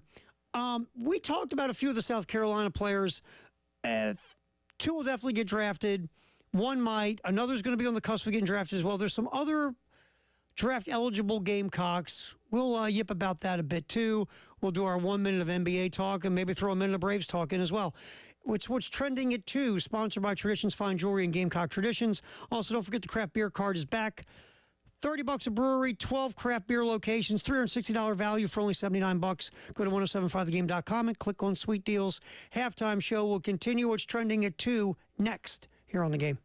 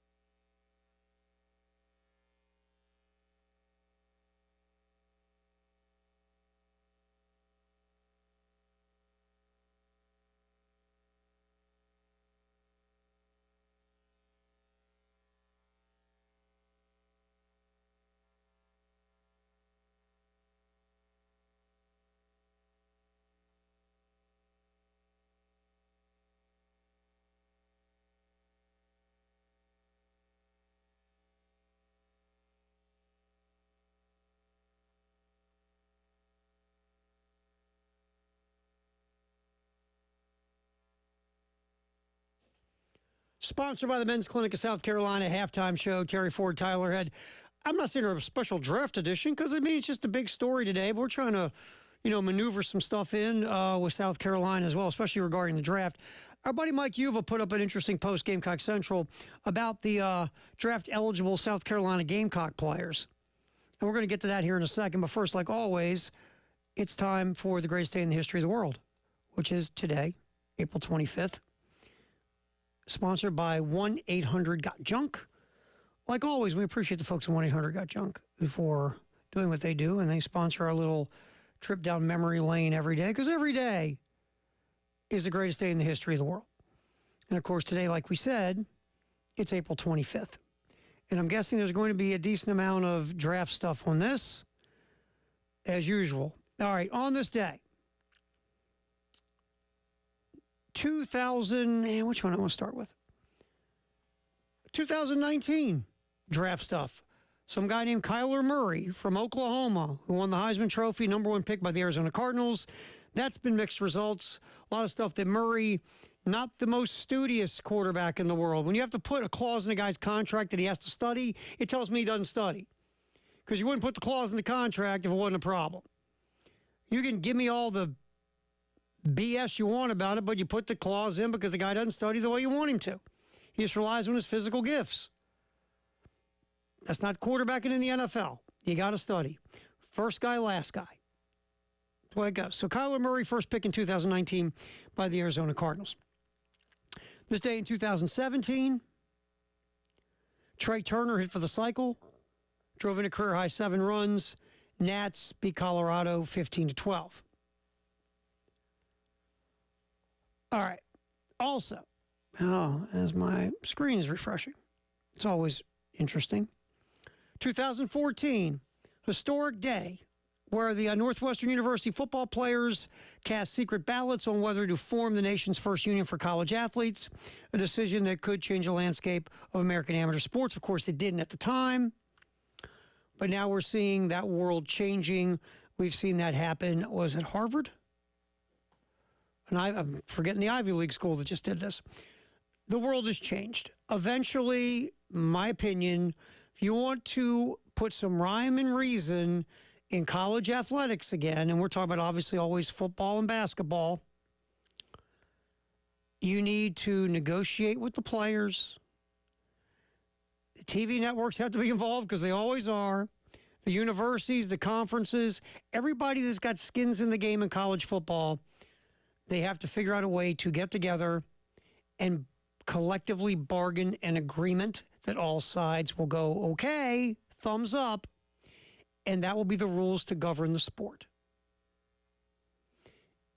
That's the way this has to go. If it doesn't, you're going to continue to be in court and lose, NCAA, and you're never going to have anything that makes any sense. You'll continue to have the Wild Wild West. That's just me. All right, final little draft note. On this day in 2009, Georgia quarterback Matthew Stafford, first pick overall by the Detroit Lions. Matthew Stafford will end up being a Hall of Fame quarterback. Obviously, time with the Lions are terrible, but then Stafford ends up with the Rams and with Sean McVay and a team ready to go do some damage, and they go out and win a Super Bowl.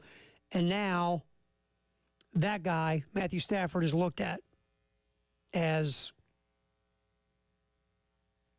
Hall of Fame quarterback.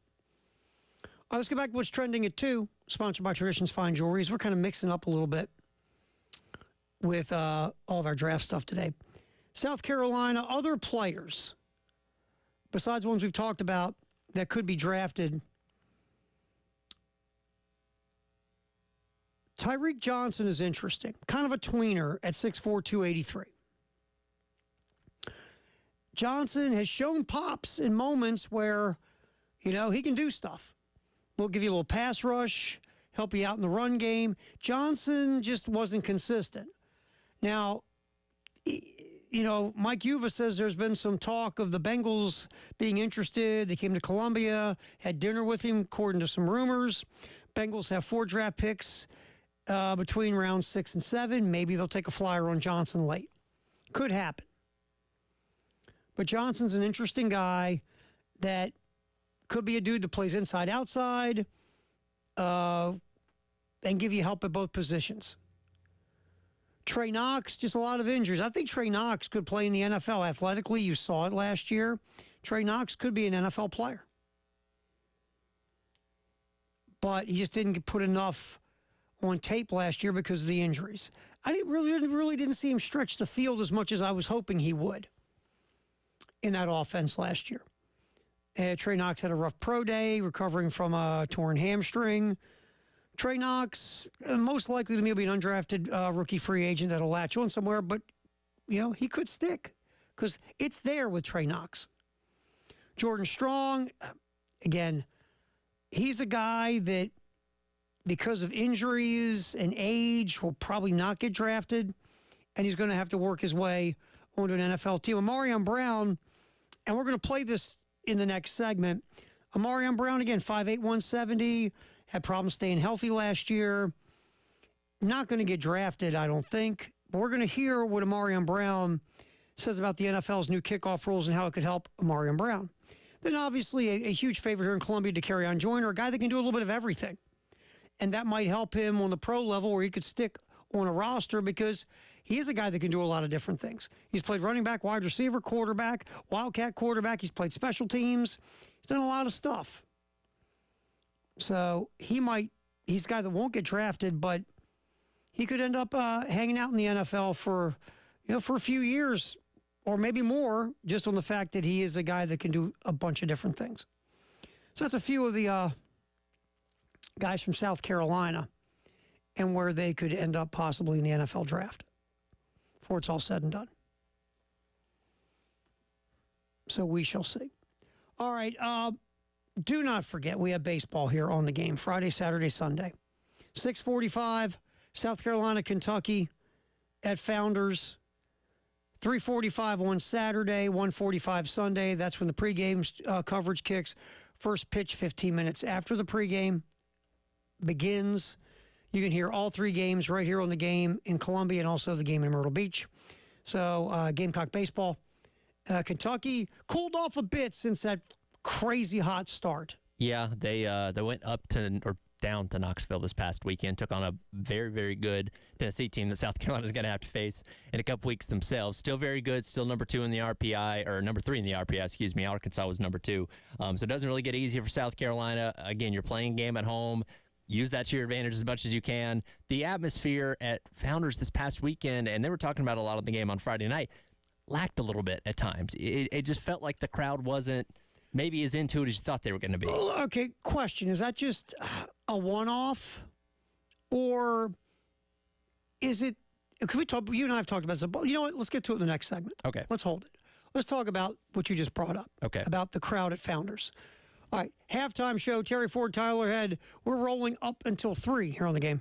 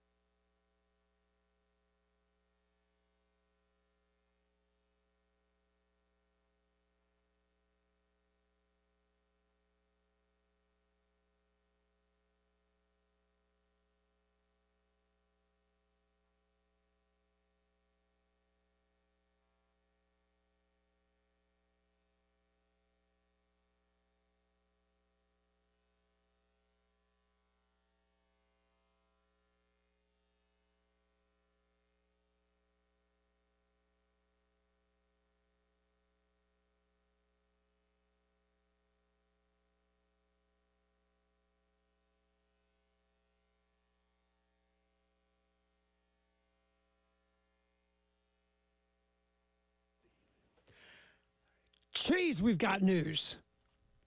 We're going to get to it all in a minute. Some stuff is flying all over the place.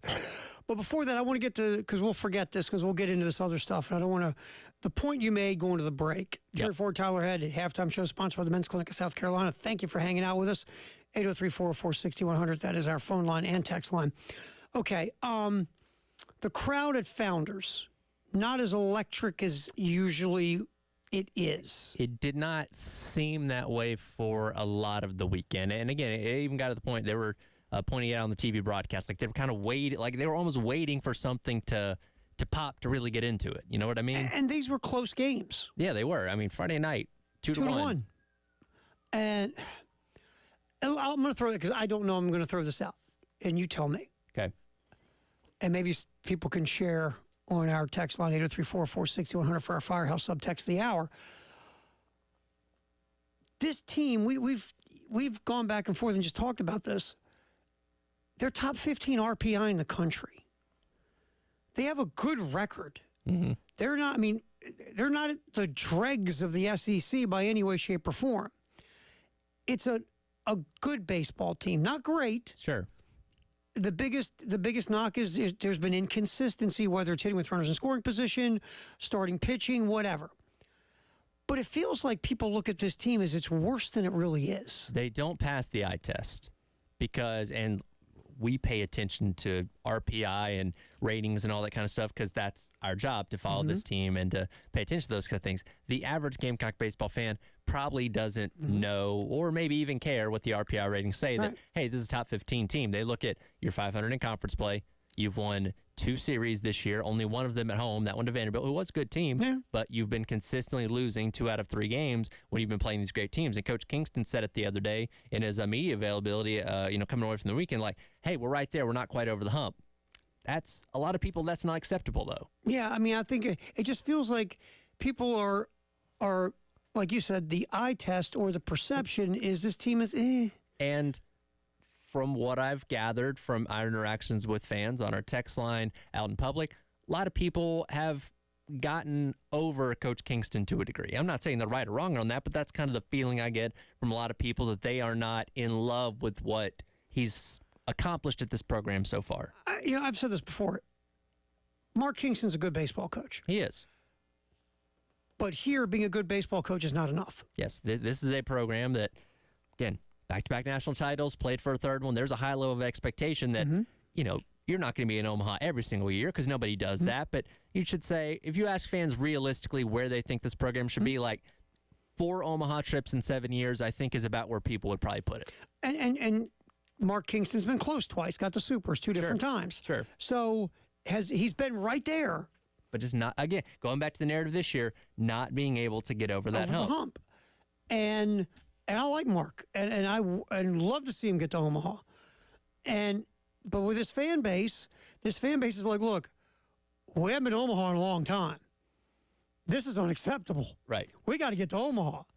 And that's where this thing basically has its breaking down point, right? Yes. The super regionals for two trips is great at a lot of schools.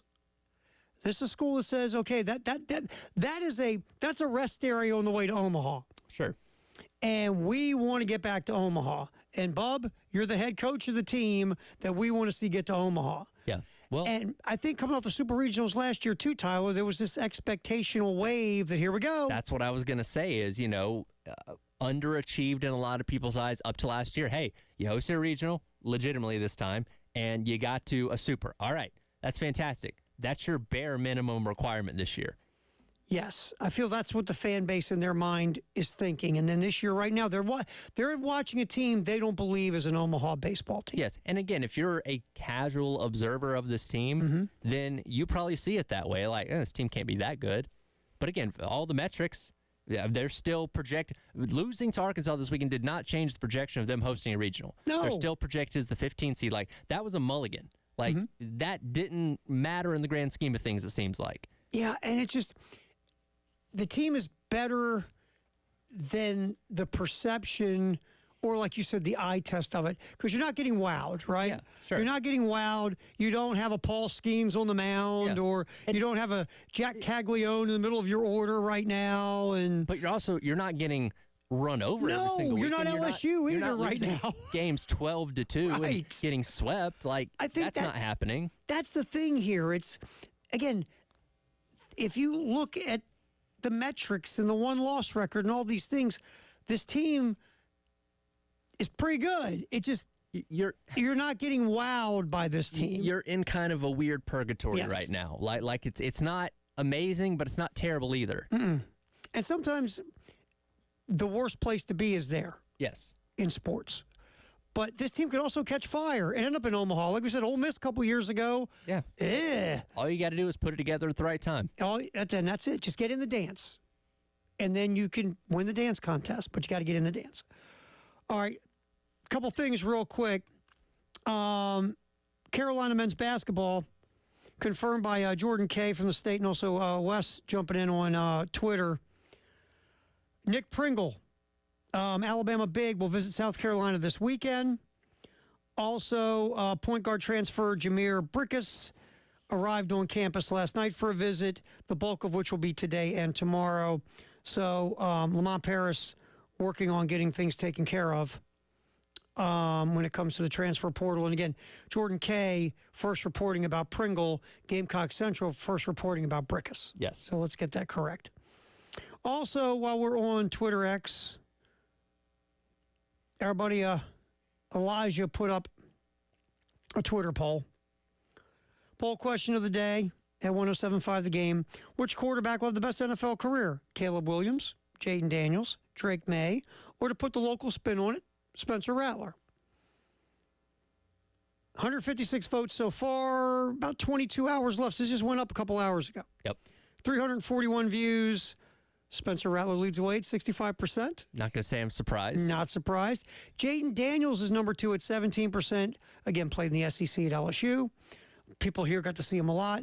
Caleb Williams, 9%. Drake May, 8%. And then we get the one comment. Can't believe how objective this poll is. Well, no, the poll in itself has the 3 top quarterbacks and then the local guy. Yeah. No one's telling you to vote for the local guy. It's an option. It's there. I mean, look at what? Kirk Cousins, Dak Prescott. Those guys weren't drafted in the first rounds. They turned out all right. Yeah, so the point is, the poll is to put a local flavor on it at times. A little behind the curtain real quick here. We put a Twitter poll up, and our goal is always to see, first of all, is there a good local Twitter poll that we can do? Or 2, can we take something on a national level and put a local spin on the Twitter poll? Well, there are just some people out there that you're never going to be able to please. No, Terry. not at all. And that's okay. Because some people just always want to be miserable, and that's fine. Yeah, that's okay. But at the end of the day, of course, we put a local angle on the national event, which is the NFL draft. We didn't tell you to vote for Spencer Rattler. You don't have to vote for Spencer Rattler. Guess what? You don't have to vote at all. and you it's don't okay. have to. You don't have to comment either. You can just No, you continue on about your day. You can just go on about your day if you want. But no, it's not been slanted to pick Spencer Rattler. We just want a local flavor and a local angle on a national story. There's a little peek behind the curtain on how we do that. Pay no attention to the man behind the curtain. Not at all. Not at all. Okay, Marion Brown was on Gamecock Central. Mike Uva, I believe, was talking to Marion Brown. And Brown had an interesting take about the new NFL rules, how that could benefit Brown as a possible kick returner in the NFL, because the rules have now been changed and tweaked, of course, to maybe you can get kickoff returns back into the game and still make it safe. Here's a Marion Brown talking about the new kickoff return rules. Yeah, so I talked to a few special team coordinators, and whenever I talk to a team, I make sure that I let them know that I'm a returner as well. I want to come in as a returner. I'm going to work on all that.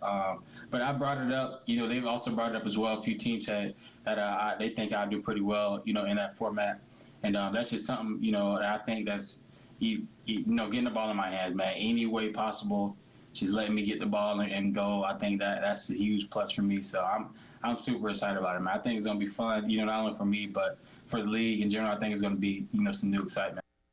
Yeah, I mean, that's the thing is, if you bring the kickoff return back in the game, now you are opening up possible roster spots for guys who can return kicks. Because the fact that we've had very little kickoff return action in the last couple of years because rule changes, because, the NFL cares about player safety. Sure. Wink, wink, wink, wink. Now, hopefully, you get the kickoff return back in the game, and then you can bring true specialists on your rosters. So that could help Marion Brown. Possibly. The thing with Marion Brown is staying healthy. Yeah, that was a thing. That's obviously been an issue. And look, he's not projected to be drafted at any point this weekend. His best case scenario is being an undrafted free agent. But again, as we talked about a little bit earlier, that could be, play to his benefit, where he can kind of look at these teams, say, okay, which one kind of matches what I'm trying to do? Which one could use me in this kind of way if he is indeed going to go somewhere to be a kickoff return specialist or something along those lines that hopefully can translate to a career. And look, hey, it'd be great for Marion Brown to be able to get that accomplished. All right, another piece of news that just flew across the bottom line on ESPN. Jaden Rashad is on the move again, obviously hit the transfer portal, leaving Arizona State after 1 year. Real quick, because I know we don't have much time on this. I thought it was interesting. Kenny Dillingham resurrected the career of Bo Nix at Oregon. And also resurrected the career of Jordan Travis at Florida State. He's a quarterback whisperer. Head coach at Arizona State. Jaden Rashada, 1 year at Arizona State, and is back in the transfer portal. Was Rashada just using Arizona State because he had to go somewhere for a year? And if it didn't work out the way he wanted it to, he would then bounce back in the portal to go somewhere else, maybe. Or maybe it just didn't work out for him at Arizona State for another reason, or 2 or 3 or 4 or whatever. All I know is this. He's now transferring to Georgia. And that's interesting because that room's getting awful crowded. Yes, it is. So we'll see what the deal is there. Jaden Rashada going to Georgia through the transfer portal. Let's come back in here. Firehouse Subtext the hour, 803-404-6100. And anything else? We've got a lot of stuff that we haven't gotten to. Maybe we'll get to it. It's a halftime show. Terry Ford, Tyler Head, sponsored by the Men's Clinic of South Carolina here on The Game.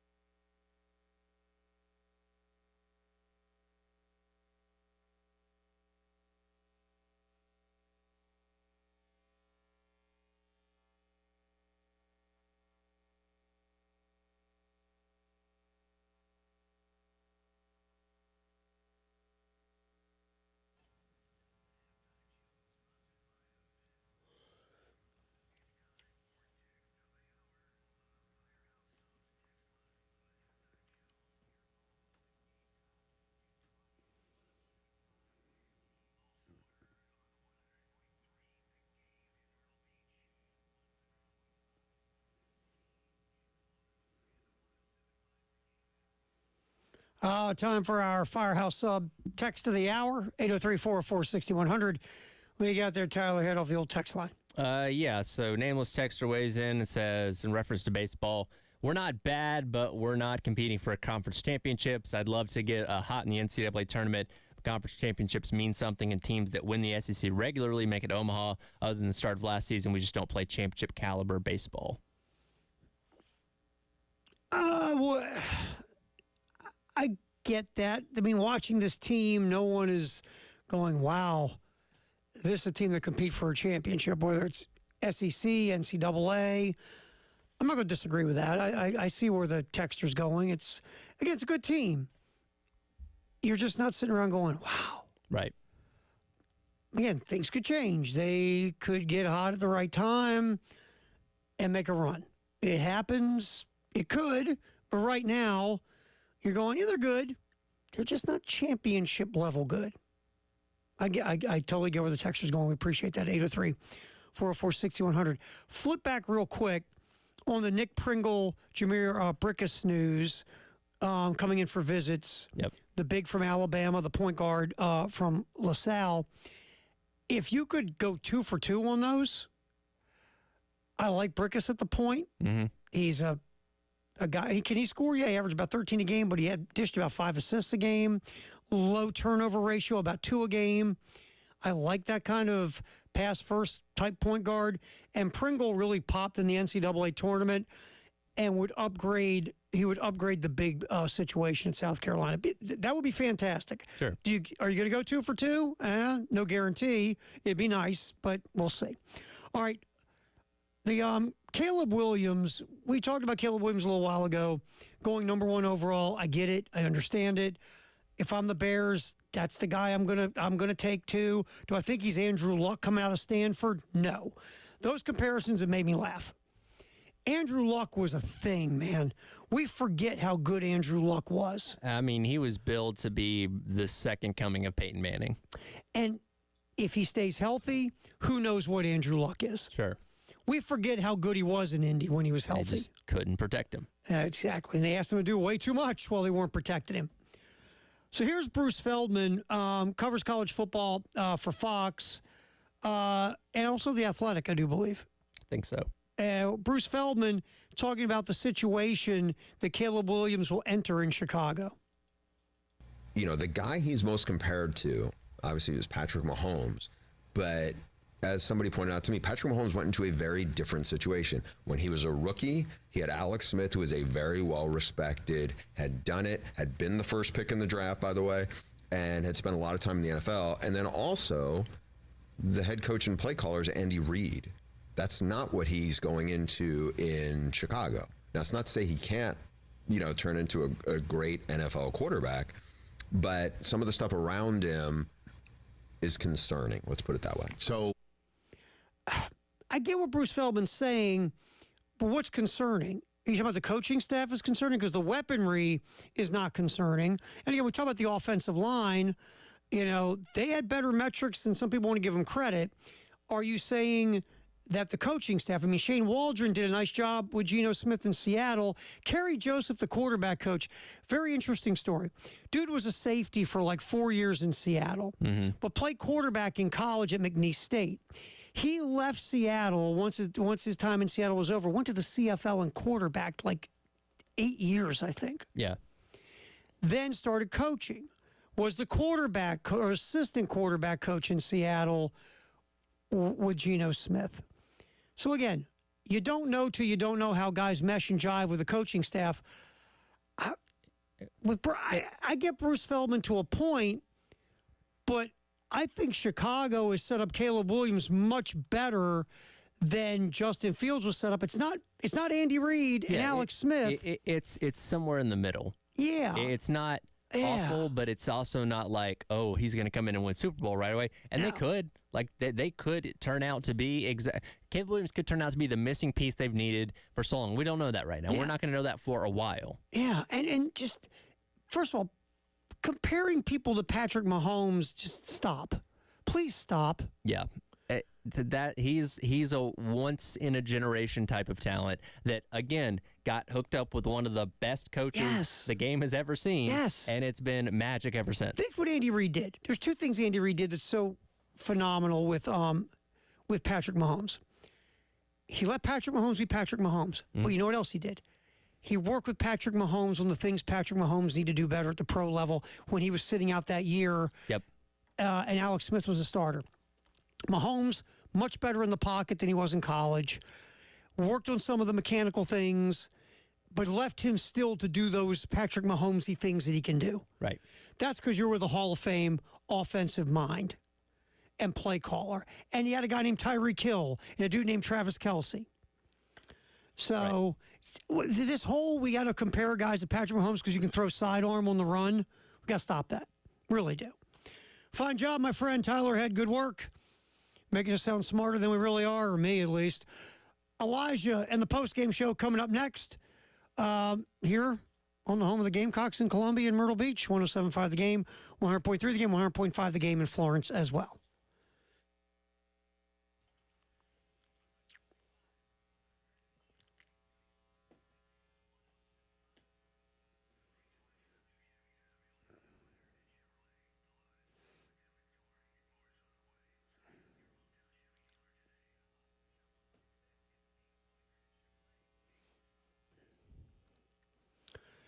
The Men's Clinic of South Carolina with our buddy Dr. Dan and his crew. You know, we always try to get you over the hump. You're a guy, you're getting older, things aren't what they used to be, and you just don't feel right. You don't feel like you. And we say it could just be low testosterone. That's all it could be. It might not be something major where they got to cut out body parts or something wild and wacko. It might just be low testosterone.